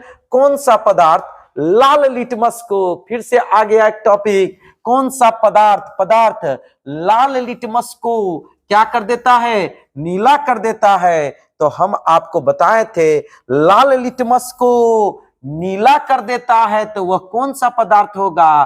भस्म या क्षार होगा, जिसका पीएच मान 7 से अधिक होगा दोस्तों। तो यहां लाल नीला हो रहा है तो वो क्षार, इसका भी सही जवाब है। आया ना? आ रहा है ना क्वेश्चन? एकदम कमांड में आ रहा है ना? एक बार बस सुनो, दिमाग में सेट करो, जो चीज टॉपिक हो गया उसका जवाब दो। कमेंट बॉक्स में जिसका आंसर जान रहे हो आंसर मारो, धड़ाधड़ लगे कि हाँ तुम लोग बोर्ड की तैयारी नहीं जंग की तैयारी कर रहे हो दोस्तों। तो इसी के साथ मैं आपको लेकर आगे बढ़ता हूं। अगला क्वेश्चन है आपके बीच कि शुद्ध जल का, याद रखिएगा शुद्ध जल उदासीन है और उसका पीएच मान, उदासीन पदार्थ का पीएच मान हमेशा कितना होता है? 7 होता है। उदासीन पदार्थ ही लवण है और लवण का भी पीएच मान क्या होगा? 7। तो पूछ दे शुद्ध जल का, नमक का यानी सोडियम क्लोराइड का, तो उस सबका पीएच मान क्या हो जाएगा? 7 हो जाएगा। चलिए इसी के साथ और आगे बढ़ते हैं दोस्तों। क्वेश्चन है आपके साथ स्क्रीन पे, दांतों को साफ करने के लिए, दांतों को क्या करने के लिए? साफ करने के लिए दंत मंजन प्रायः कैसा होता है? अम्लीय, क्षारीय, लवण युक्त, इनमें से कोई नहीं। तो अभी अभी तो हुआ है टूथपेस्ट, अब दंत मंजन, टूथपेस्ट क्षारीय है तो दंत मंजन क्या हो जाएगा? अम्लीय। नहीं बॉस, क्षारीय। क्षारीय इसका बिल्कुल सही जवाब है। बहुत ही बेहतर, आगे बढ़ते हैं दोस्तों। यह वह मैराथन है दोस्तों जिस मैराथन में आप एक बार पूरा भीड़ के देख लिए, ये रात नहीं समझिए, ये वह बात है जो रात आपके जीत के लिए काफी होगा। तो इसी के साथ मैं आगे की ओर बढ़ता हूं। क्वेश्चन है दोस्तों, संगमरमर आ गया टॉपिक। संगमरमर भाई बहुत देर से गायब था, ये बहुत ही सिलेक्टेड है। ये इससे क्वेश्चन आपके एग्जाम में इसका अनुसूत्र बहुत ही ज्यादा पूछा जाता है। संगमरमर क्रिया का अनुसूत्र क्या है? तो CaCO3। CaCO3 का साधारण नाम क्या है? संगमरमर। तो अब आइए आगे की ओर बढ़ते हैं मित्रों। क्वेश्चन है आपका, हमारा क्षारीय शरीर, नहीं हमारा शरीर हो जाएगा यहां दोस्तों, हमारा शरीर किस पीएच परास के बीच कार्य करता है?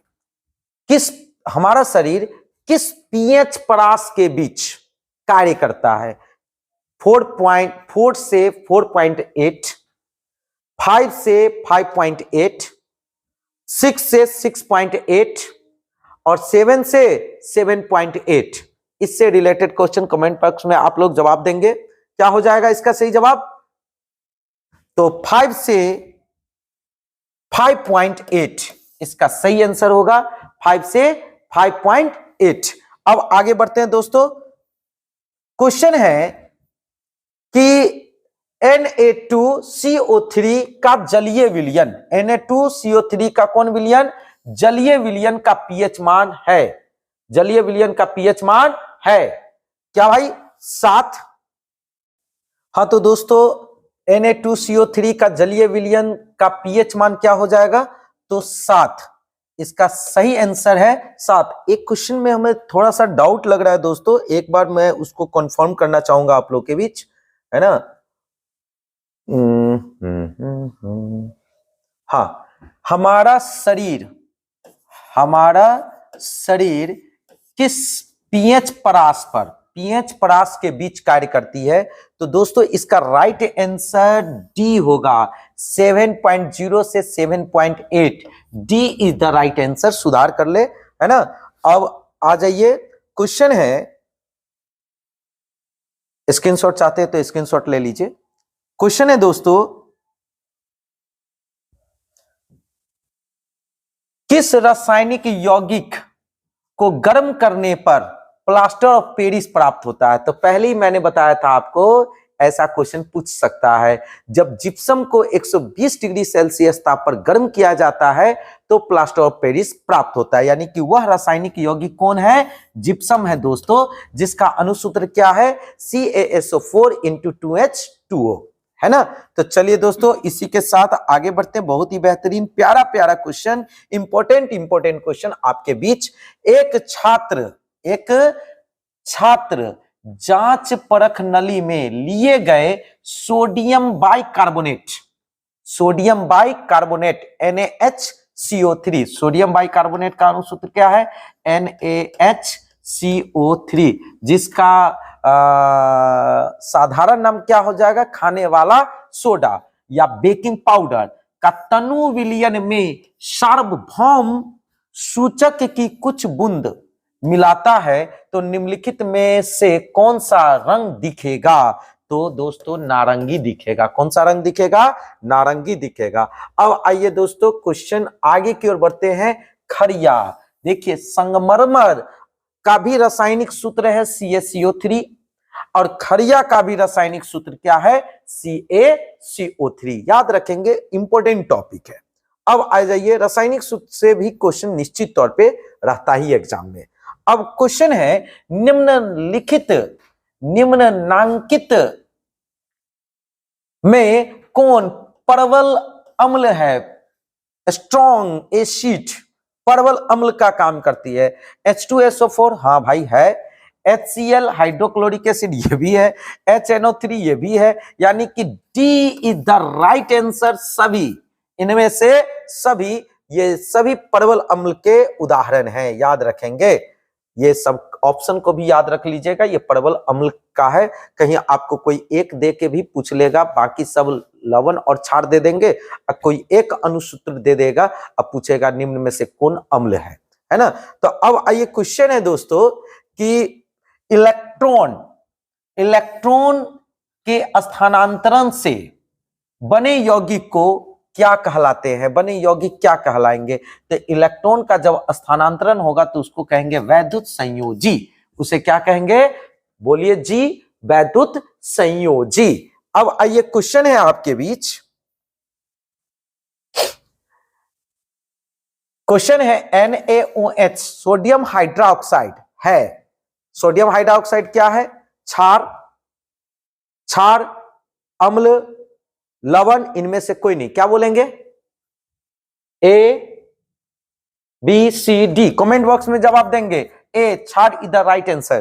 बिल्कुल सही बोल रहे हैं आप लोग, बहुत ही सही जा रहे हैं।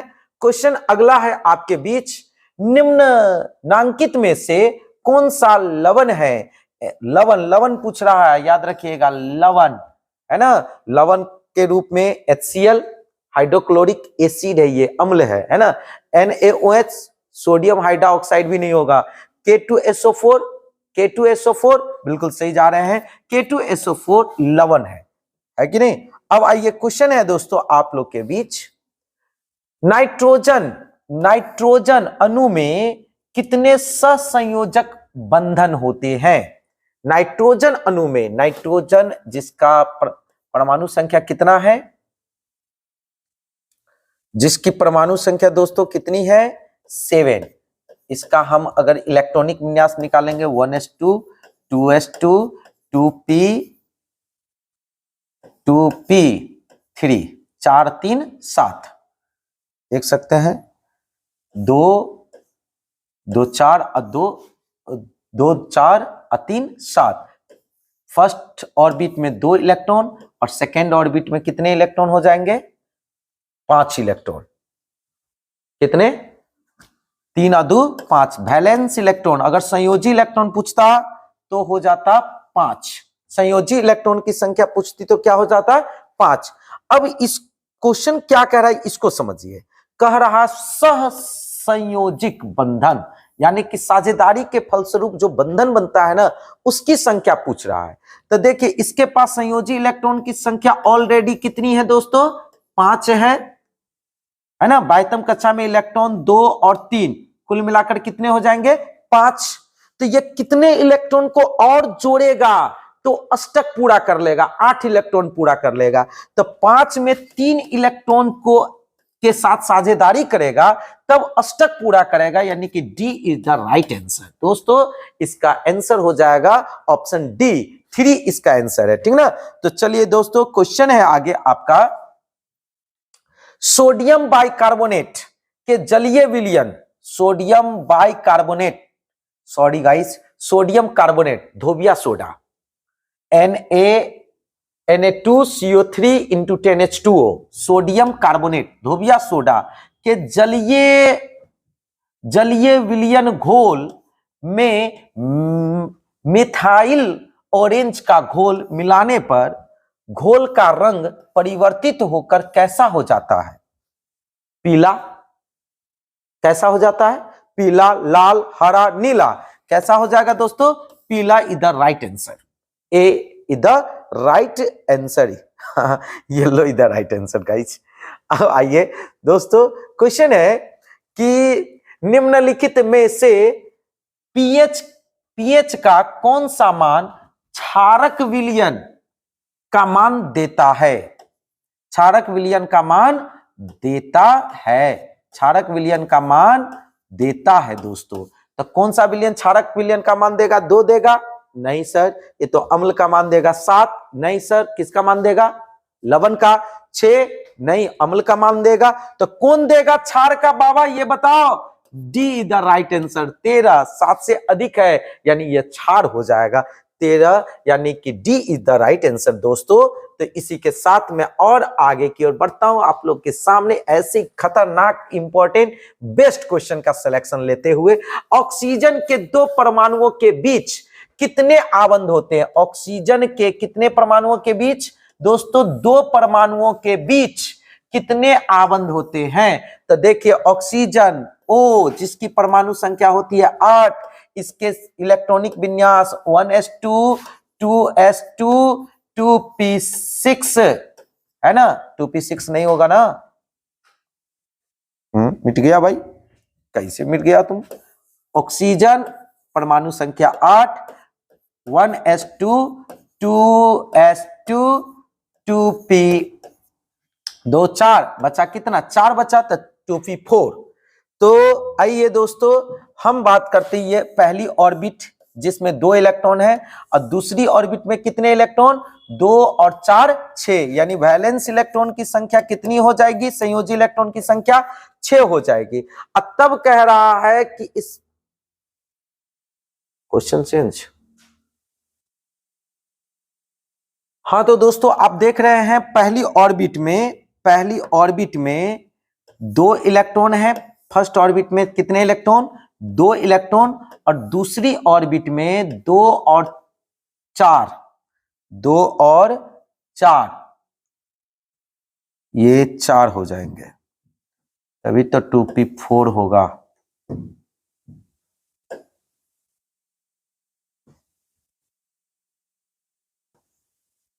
चार 2p4 4, यानी कि इसके वैलेंस दूसरी ऑर्बिट बाहरी बाह्यतम कक्षा होगी। बाह्यतम कक्षा में कितने इलेक्ट्रॉन? 2 4 6 इलेक्ट्रॉन। तो अब ये कितने और इलेक्ट्रॉन को जोड़ेंगे तो अष्टक पूरा कर लेंगे? कौन? ऑक्सीजन। तो 2 इलेक्ट्रॉन को और जोड़ लेंगे तो ये अष्टक पूरा कर लेंगे, यानी कि इसके आबंध बनने में 2 इलेक्ट्रॉन की आवश्यकता हो जाएगी, यानी B is the right answer दोस्तों। चलिए इसी के साथ और आगे की ओर बढ़ते हैं। आपके बीच क्वेश्चन है सोडियम क्लोराइड के जलीय विलयन से। सोडियम क्लोराइड, जी हां दोस्तों, सोडियम क्लोराइड NaCl जलीय विलयन से, यानी NaCl क्या है? लवण है ना। विद्युत धारा प्रवाहित करने पर यह वियोजित होकर सोडियम हाइड्रोक्साइड, सोडियम हाइड्रोक्साइड बनाता है। इस प्रक्रिया को कहते हैं क्लोरो क्षार अभिक्रिया नहीं, क्लोरो अभिक्रिया नहीं, वियोजन अभिक्रिया। यहां देख लीजिए, यहां क्वेश्चन में एक चीज ऐड कर रहा है, वियोजित होकर सोडियम हाइड्रोक्साइड बनाते हैं। तो जैसे वियोजित होगा तो वियोजन अभिक्रिया बन जाएगा, इसीलिए इसका आंसर हो जाएगा वियोजन अभिक्रिया। सी इज द राइट आंसर। चलिए इसी के साथ दोस्तों मैं और आगे की ओर बढ़ता हूं। निम्न में से कौन सही है? निम्न में से कौन सही है? फर्स्ट, हाँ सही है, Na2CO3 इंटू 10H2O। ये सही क्यों है सर? क्योंकि यह धोबिया सोडा का अनुसूत्र है। सोडियम बोलिए बोलिए, आगे हम बता चुके हैं आप लोग को। सोडियम बाइकार्बोनेट नहीं, सोडियम बाइकार्बोनेट खाने वाला सोडा का है, सोडियम कार्बोनेट धोबिया सोडा का अनुसूत्र Na2CO3 इंटू 10H2O होता है दोस्तों। इसी के साथ B is the right answer, B is the right answer. और मैं आपको बताऊं दोस्तों, क्वेश्चन आपके सामने जो स्क्रीन पर है, इससे संबंधित क्वेश्चन को गौर से समझिए। लिटमस विलयन बैगनी रंजक, नया तरीके का आपको मिल गया, बैगनी रंजक।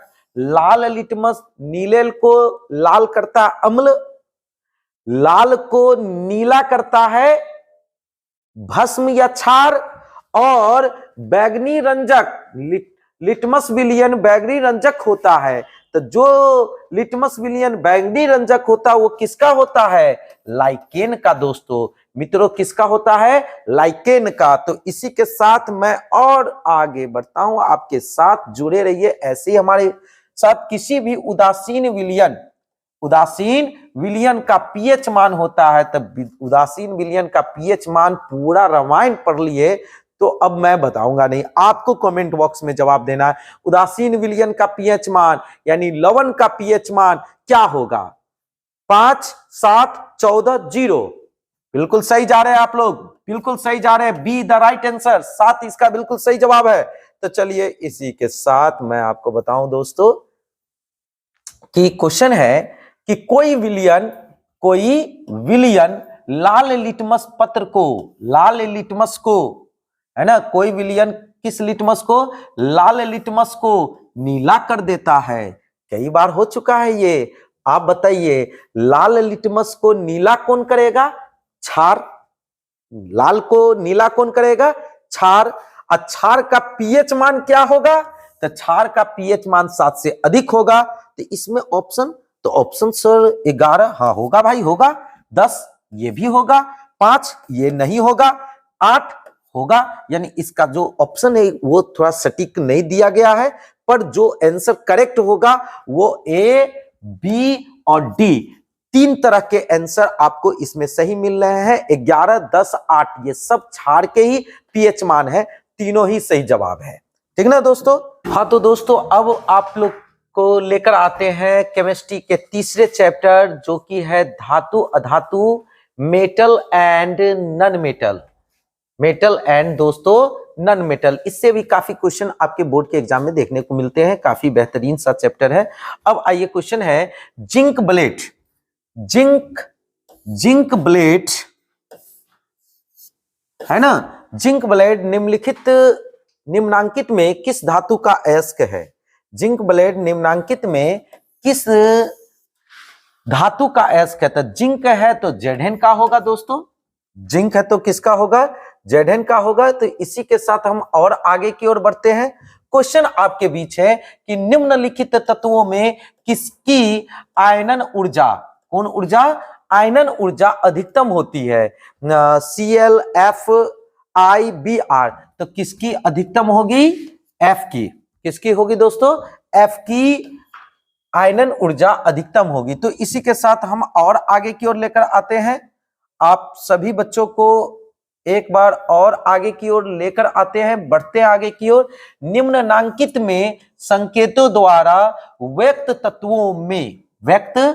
तत्वों में कौन सा धातु है, व्यक्त तत्वों में कौन सा धातु है, तो याद रखिएगा 2412B, ये जो है ये संकेतों द्वारा व्यक्त तत्व में ये धातु का संकेत है, ठीक ना। तो अब आगे की ओर और बढ़ते हैं, आप लोग के साथ ऐसे ही जुड़े रहिए। हम आपको पूरा कमांड एक ही वीडियो में एक साथ एक जगह करवा देंगे, ताकि आपको बोर्ड क्या किसी भी कंपटीशन के एग्जाम में भी कोई दिक्कत नहीं होगा, जो मैट्रिक लेवल पर खास तौर पे ली जाती है। निम्नलिखित में किससे इलेक्ट्रॉन को बाहर निकालना सबसे आसान होता है, इलेक्ट्रॉन को बाहर निकालना किससे आसान हो जाएगा, एम, यानी A is the right answer. Question है आपके बीच को दोस्तों, क्वेश्चन है आपके बीच कि किसी तत्वों में दो सेल, किसी तत्वों में कितने सेल, दो सेल, और दोनों ही इलेक्ट्रॉनों से पूर्णतः क्या है, भरे हुए हैं, वह तत्व होगा कौन, नियॉन। क्योंकि नियॉन क्या है, इनर्ट गैस है, हीलियम नियॉन। दूसरे स्थान पे जिसका ऑक्टेट पूरा रहता, argon, krypton, xenon, radon, ununoctium. Argon भी पर ये पहले नंबर में नियॉन आता है, जिसमें इलेक्ट्रॉन से ये पूर्णतः भरे होते हैं दोस्तों। अब क्वेश्चन है आपके बीच स्क्रीन पे, क्यूप्राइट निम्नलिखित में से किस धातु का अयस्क है। क्यूप्राइट किससे बना, क्यूप्रम से, क्यूप्रम यानी कि Cu, कॉपर क्यूप्रम Cu, है ना। अब आइए क्वेश्चन है दोस्तों, क्वेश्चन है आप लोग के बीच, निम्नलिखित में कौन सा तत्व आसानी से इलेक्ट्रॉनों का त्याग नहीं करता है, कौन, F, फेरम। और इसी के साथ आपको मैं बताऊं कि कौन आसानी से त्याग कर देता है, तो Fe, है ना, Fe आसानी से त्याग कर देता है और F आसानी से त्याग नहीं करता है। दोनों ही क्वेश्चन के आंसर को आप समझेंगे दोस्तों। बड़े जबरदस्त टॉपिक आप लोग के बीच फिर से आ गया। निम्नलिखित में किस तत्व में संयोजी इलेक्ट्रॉनों की संख्या सबसे अधिक है, सबसे अधिक। सिलिकॉन में संयोजी इलेक्ट्रॉन निकालेंगे तो कितना होगा, 4, एल्युमिनियम का हो जाएगा 3, सोडियम का हो जाएगा 1, और किसका फास्फोरस P का हो जाएगा 5। तो यानी कि इसमें सबसे अधिक इलेक्ट्रॉन, संयोजी इलेक्ट्रॉन, वैलेंस इलेक्ट्रॉन किसमें है, option C, P is the right answer. अब आइए दोस्तों, क्वेश्चन है आप लोग के बीच, निम्नलिखित में कौन सी अधातु विद्युत का सुचालक है, यानी वह कौन सा अधातु है जो विद्युत धारा के क्या है, सुचालक है। वैसे तो अधातु विद्युत धारा के कुचालक होते हैं, किंतु एक इकलौता ग्रेफाइट है दोस्तों, जिसका उपयोग पेंसिल में होता है, जिसका उपयोग सेल में होता है। यह एक इकलौता ऐसा अधातु है जो विद्युत धारा के क्या है, सुचालक है। ए इज द राइट आंसर दोस्तों, याद रखिएगा, ये क्वेश्चन बार बार एग्जाम में पूछे जाते हैं। इसी के साथ मैं आपको लेकर आगे बढ़ता हूं। निम्नलिखित में किस धातु को किरोसिन तेल में डुबाकर रखते हैं। याद रखिए, किरोसिन तेल में दोस्तों हम लोग सोडियम को डुबा के रखते हैं, क्योंकि सोडियम एक अति अभिक्रियाशील धातु है, अत्यधिक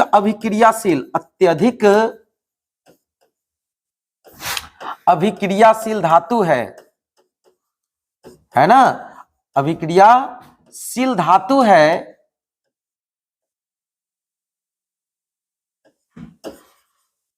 महामैराथन है दोस्तों, लंबी वीडियो ना बने इसके कारण तेजी से लिखना पड़ रहा है राइटिंग को लेकर। आप लोग प्लीज बुरा नहीं मानिएगा।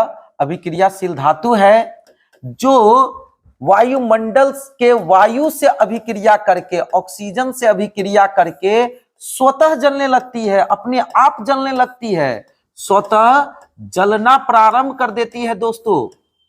स्वतः जलना क्या कर देती है? प्रारंभ कर देती है, स्वतः जलना प्रारंभ कर देती है। इसीलिए बाबू, इसीलिए सोडियम को जलने से बचाने के लिए किरोसिन तेल में, किस तेल में? किरोसिन तेल में, मिट्टी तेल में डुबाकर रखा जाता है। पूछ देगा सोडियम को किरोसिन तेल में डुबाकर क्यों रखा जाता है? तो सोडियम एक अत्यधिक अभिक्रियाशील धातु है जो वायु से अभिक्रिया करके, जो किससे अभिक्रिया करके? जो वायु से दोस्तों अभिक्रिया करके, है ना, जो वायु से अभिक्रिया करके स्वतः जलने लगती है, स्वतः जलना प्रारंभ कर देती है। इसको जलने से बचाने के लिए किरोसिन तेल में डुबाकर रखा जाता है। एकदम क्लियर है? ये सारे इससे रिलेटेड कई क्वेश्चन पूछ देंगे कि अत्यधिक अभिक्रियाशील धातु कौन है? तो सोडियम। सोडियम वायु की उपस्थिति में क्या करने लगती है? तो जलना प्रारंभ कर देती है। सोडियम को किसमें डुबा कर रखा जाता है? तो किरोसिन तेल में। वह कौन सी धातु है जिसको किरोसिन तेल में डुबा कर रखते हैं? तो सोडियम को। किसको दोस्तों? सोडियम। एक गुण और है lithium, Li, sodium Na, potassium, कैलियम के। ये तीन धातु देख रहे हैं, लिथियम, सोडियम, पोटेशियम। जी हां दोस्तों, लिथियम जिसको Li से सूचित करते हैं, सोडियम Na, पोटेशियम, कैलियम के। ये तीनों धातु को गौर से देख लीजिए दोस्तों। ये तीन एक ऐसा धातु है जो धातु को आप चाकू से भी काट सकते हैं। ये सॉफ्ट मेटल है, चाकू से भी काटा जा सकता है। इसीलिए लिथियम, सोडियम, पोटेशियम एक ऐसा धातु है जो सॉफ्ट धातु है जिसे चाकू से भी इसको क्या कर सकते हैं? काटा जा सकता है, चाकू से काट सकते हैं। क्या कोई दिक्कत है दोस्तों? इसी के साथ मैं आप लोग को लेकर आगे की ओर बढ़ता हूं। इसको लेकर आगे की ओर बढ़ता हूं। इससे जुड़ा हुआ अब जितने भी क्वेश्चन होंगे सबका जवाब आप लोग आसानी से दे पाइएगा। वह धातु जो सिर्फ अम्लराज में घुलता है, किसमें? अम्लराज में घुलता है। Al, Au, FeCu। क्या बोलेंगे दोस्तों? अम्लराज में कौन घुलता है? Au। अब आइए आगे की ओर बढ़ते हैं। क्वेश्चन है आपका,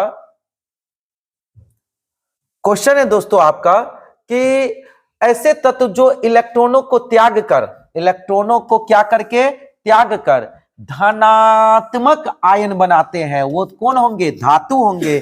धातु इलेक्ट्रॉन को त्याग कर धनात्मक आयन बनाते हैं। अब आइए क्वेश्चन है, लोहा पर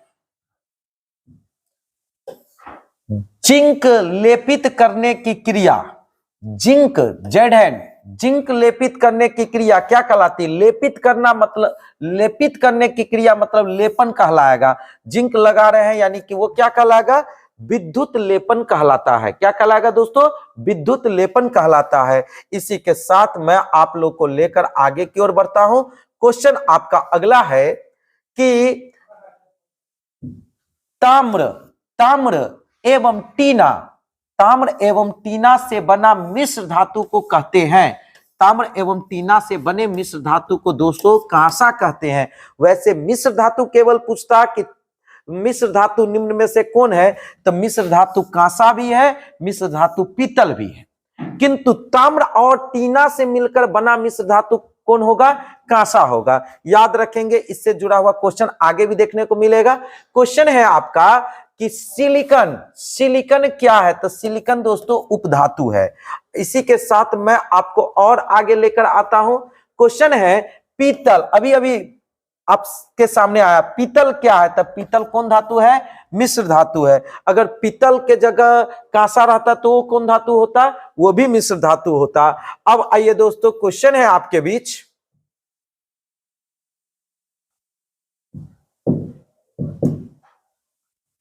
कमरे के ताप पर द्रव अवस्था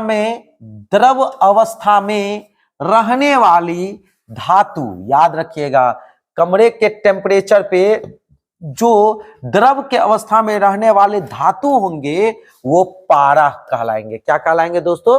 पारा। यानी कि पारा एक ऐसा धातु है जो टेम्परेचर के अनुसार पिघलता है। इसीलिए हम बोलेंगे कि कमरे के ताप पर वो धातु जो द्रव की अवस्था में पाए जाते हैं वो मरकरी या पारा, जिसका लैटिन नाम है हाइड्रागिनम, संकेत है Hg। मरकरी या पारा, हाइड्रागिनम, Hg। अब आइए दोस्तों, ये बहुत ज्यादा इंपॉर्टेंट है। ये सब जो है ना अपवादी क्वेश्चन है, और अपवादी क्वेश्चन आपके बोर्ड में भी देखने को मिलेगा और कंपटीशन के एग्जाम में भी देखने को मिलेगा। तो अब आइए क्वेश्चन है आपके बीच, अधातु के ऑक्साइड होते हैं, अधातु के ऑक्साइड होते हैं क्या? उदासीन होते हैं दोस्तों, है ना। अब आइए दोस्तों, क्वेश्चन है कार्बन। कार्बन क्या है? तो कार्बन कौन धातु है? कार्बन क्या है? धातु है, मेटल है ये, है ना दोस्तों। क्वेश्चन है आपके बीच, क्वेश्चन है निम्नलिखित में से कौन सबसे कम अभिक्रियाशील, सबसे कम अभिक्रियाशील धातु है? सबसे कम अभिक्रियाशील धातु फेरम है, Fe, है ना। आगे भी हम इस पिछले टॉपिक में भी बता चुके थे, है ना। अब आइए दोस्तों, क्वेश्चन है लोहे के फ्राई पिन को, लोहे के किसको?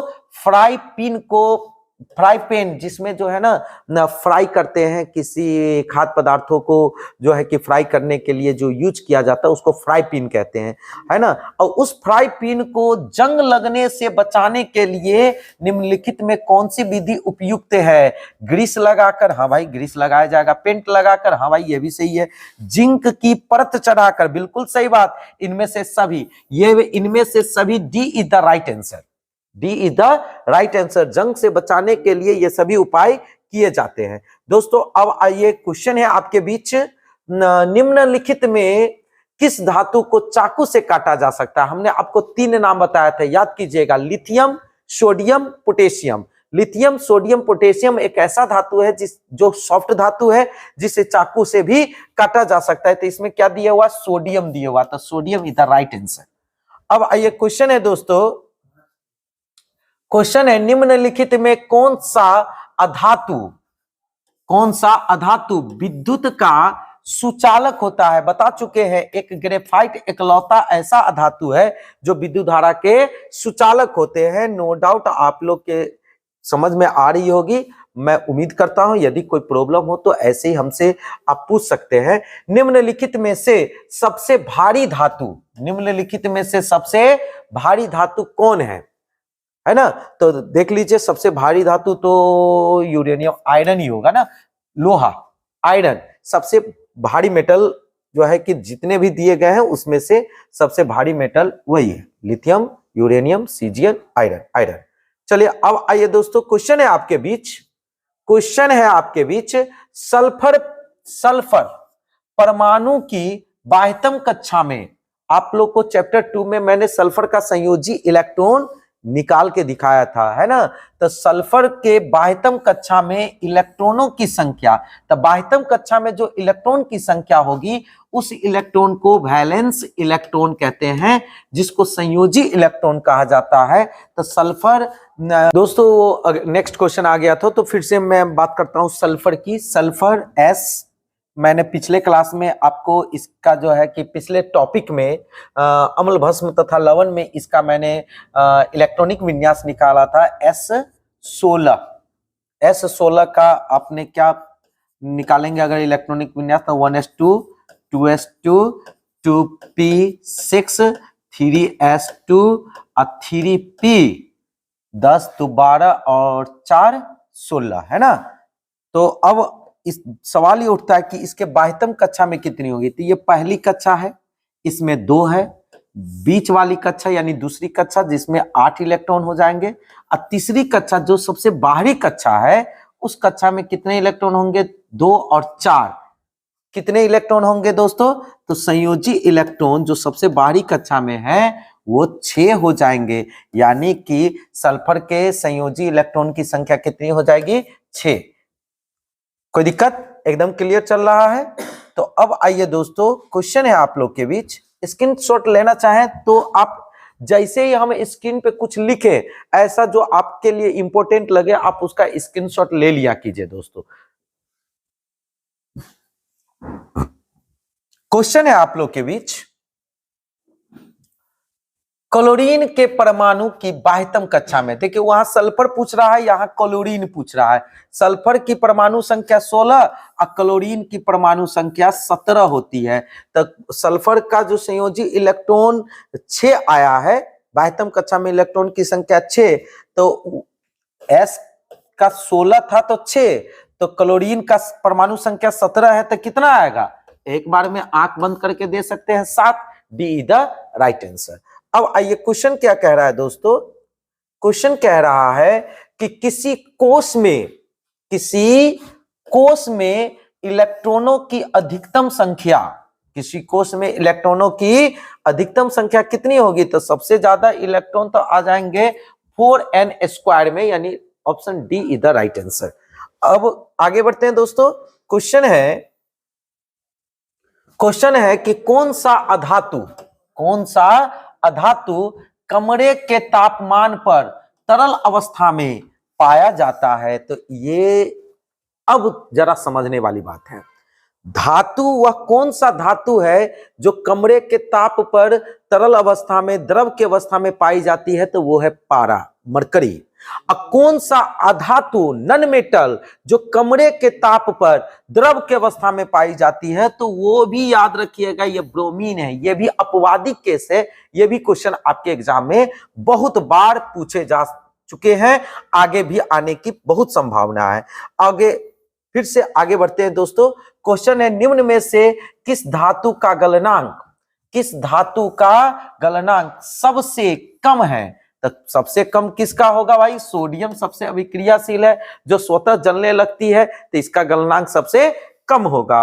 अब आइए क्वेश्चन है दोस्तों कि निम्न में से कौन सा उपधातु है, उपधातु निम्न में से कौन है, Zn नहीं, Ca नहीं, गैलेनियम Ge ये उपधातु है ना। कोई दिक्कत, एकदम क्लियर जा रहा है। तो अब आगे की ओर बढ़ते हैं दोस्तों। क्वेश्चन है आप लोग के बीच, बॉक्साइट किस धातु का महत्वपूर्ण अयस्क है। बिल्कुल सही बात है, बॉक्साइट, कोरंडम,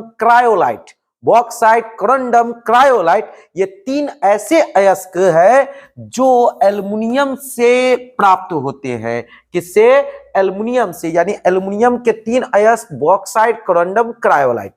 कोई दिक्कत है, see the right answer aluminium. अब आइए दोस्तों क्वेश्चन है आगे कि लोहे और इस्पात को जंग से सुरक्षित रखने के लिए उन पर किस धातु की पतली परत चढ़ाई जाती है दोस्तों, किस धातु की पतली परत चढ़ाई जाती है।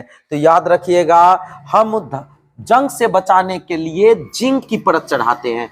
किसकी परत चढ़ाते हैं दोस्तों, जिंक की परत। Zn D the right answer. आगे बढ़ते हैं दोस्तों। क्वेश्चन है आप लोग के बीच, क्वेश्चन है कि निम्नलिखित में से कौन सबसे अधिक अभिक्रियाशील धातु है। याद रखिएगा, सबसे अधिक अभिक्रियाशील धातु मैंने बताया था कि सोडियम एक ऐसा धातु है जो सबसे अधिक अभिक्रियाशील है, जो वायु में यानी कमरे के ताप पर यह स्वतः जलना प्रारंभ कर देती है। इसे जलने से बचाने के लिए दोस्तों कमेंट बॉक्स में जवाब देंगे कि जलने से बचाने के लिए किस तेल में डुबा कर रखते हैं। मैं नहीं बताऊंगा, आप लोग खुद से बताओ भाई, है ना। अब बताइए आगे, मैं बता चुका हूं इसलिए बताया हुआ, ऐसा कोई नहीं है, अगर नहीं समझेंगे तो फिर तो बताना ही होगा, है ना। सक्रियता श्रेणी में सबसे अधिक क्रियाशील धातु है, सबसे अधिक क्रियाशील धातु है। तो सक्रियता श्रेणी में सबसे अधिक क्रियाशील धातु अभी अभी जस्ट हुआ है, सबसे अधिक क्रियाशील धातु कौन है, सोडियम, Na। अब आइए दोस्तों क्वेश्चन है आप लोग के बीच, पीतल, इससे पहले भी पीतल की चर्चा हो चुकी है, किसका उदाहरण है, तो पीतल मिश्र धातु है दोस्तों। पीतल कौन धातु है दोस्तों, मिश्र धातु है, याद रखिएगा। पीतल एक मिश्र धातु है, कांसा भी मिश्र धातु है, टंगस्टन भी मिश्र धातु है, नाइक्रोम भी मिश्र धातु है। बहुत ही शानदार। कौन सा अधातु कमरे के ताप पर द्रव की अवस्था में, कौन सा अधातु, याद रखिएगा। कौन सा, ऐसा नहीं समझ लीजिएगा कि पारा, ये पारा धातु है जो द्रव की अवस्था में पाया जाता है, किंतु क्वेश्चन पूछ रहा है कौन सा अधातु कमरे के ताप पर द्रव की अवस्था में पाया जाता है। जब धातु अधातु की चर्चा होगी तो उसके लिए bromine A the right answer. Bromine एक ऐसा धातु है जो कमरे के ताप पर किस अवस्था में पाया जाता है, द्रव की अवस्था में पाया जाता है। सीसा और टीन की मिश्र धातु को क्या कहते हैं? सीसा और टीन के मिश्र धातु को क्या कहते हैं? सोल्डर। क्या कहते हैं दोस्तों? सोल्डर। सीसा और टीन के मिश्र धातु को सोल्डर कहा जाता है। अब आगे की ओर बढ़ेंगे दोस्तों। निम्नलिखित में से किसे चाकू से काटा जा सकता है, यानी किसे चाकू से काट सकते हैं? तो हमने चाकू से काटने के लिए 3 धातु का नाम बताया है, लिथियम, सोडियम, पोटेशियम। आपको सोडियम नहीं दिया है, देखिए सोडियम है क्या? नहीं है। पोटेशियम है क्या? नहीं है। तो कौन है? Lithium Li। लिथियम Li जिसकी परमाणु संख्या 3 होती है। ए इज द राइट आंसर। अगर लिथियम न देख के Li दे देता तो भी आपको सेलेक्ट करने में सुविधा हो जाती। संकेत को हमेशा माइंड में सेट करके रखिएगा। और आपके सामने एक बेहतरीन सा क्वेश्चन, सिलिका। सिलिका क्या है? धातु, अधातु, मिश्र धातु? नहीं दोस्तों, सिलिका एक्चुअली कौन धातु है? उपधातु। सिलिका एक्चुअली कौन धातु है? उपधातु। नहीं बोल रहे हैं आप लोग, क्यों है चुप? सिलिका है उपधातु। कौन धातु है? सिलिका। लेकिन उपधातु का ऑप्शन है क्या? धातु, अधातु, मिश्र धातु? उपधातु तो है ही नहीं, तो इसमें हो जाएगा इनमें से कोई नहीं। D is the right answer. अगर उपधातु पूछ देता तो हम उपधातु में टिक लगाते। आप चाहे तो सिलिका के साथ उपधातु का आप स्क्रीनशॉट ले सकते हैं। तो इसी के साथ मैं दोस्तों, मैं आप सभी बच्चों को बता दूं कि यदि मेरी वीडियो क्लास आप लोग को अच्छी लग रही है ना, तो कृपया करके आप लोग इसको जो है कि क्या कर ले बाबू, आप लोग इसे शेयर कर ले, है ना। अगर मेरी वीडियो क्लास आप लोग को अच्छी लग रही है, ये हो गया आपका पूरा साइंस का, पूरे के पूरे साइंस का आपको जो है कि केमिस्ट्री के 3 चैप्टर का महामैराथन। यदि इस मैराथन से आप संतुष्ट हैं तो आप लाइक कर दे। अब ये आपको काफी बेनिफिट देगा बोर्ड के एग्जाम में, पॉलिटेक्निक के एग्जाम में, ITI के एग्जाम में और कई इंट्रांस के एग्जाम में। तो इसको आप चैनल को अभी तक हमारे निराला विद्या मंदिर के चैनल को सब्सक्राइब नहीं किए हैं तो आप बहुत सारे लाभ से वंचित रह जाएंगे। दोस्तों को भी शेयर कर दीजिए, सब्सक्राइब कर लीजिए और ऐसे ही हमसे जुड़े रहिए और क्लास का लाभ उठाइए। हम अगले मैराथन में केमिस्ट्री का पार्ट 2 देंगे, जिसमें आपको हम कार्बनिक तथा उसके यौगिक को लेकर आएंगे, है ना। वो तत्वों का आवर्ती वर्गीकरण को लेकर आएंगे और प्राकृतिक संसाधन जैसे महत्वपूर्ण 3 चैप्टर को देकर आपका पूरा केमिस्ट्री का महामैराथन कंप्लीट कर देंगे दोस्तों। तो फिर मिलते हैं अगले वीडियो में। आज के लिए इतना ही, किंतु एक जाते जाते एक अंतिम संदेश देना चाहूंगा कि कोई भी बच्चा कमेंट बॉक्स में फालतू का कोई भी मैसेज कमेंट न करे, एक दूसरे दोस्त से बातचीत न करे, क्योंकि आपके पास समय की बहुत कमी है दोस्तों। इस समय पर अगर आप नहीं जगेंगे तो शायद आपको बहुत ही अधिक मेहनत आगे करना पड़ेगा अपने लाइफ को सक्सेस करने के लिए। तो ऐसे ही हमसे जुड़े रहिए और लाभ उठाइए। जय हिंद।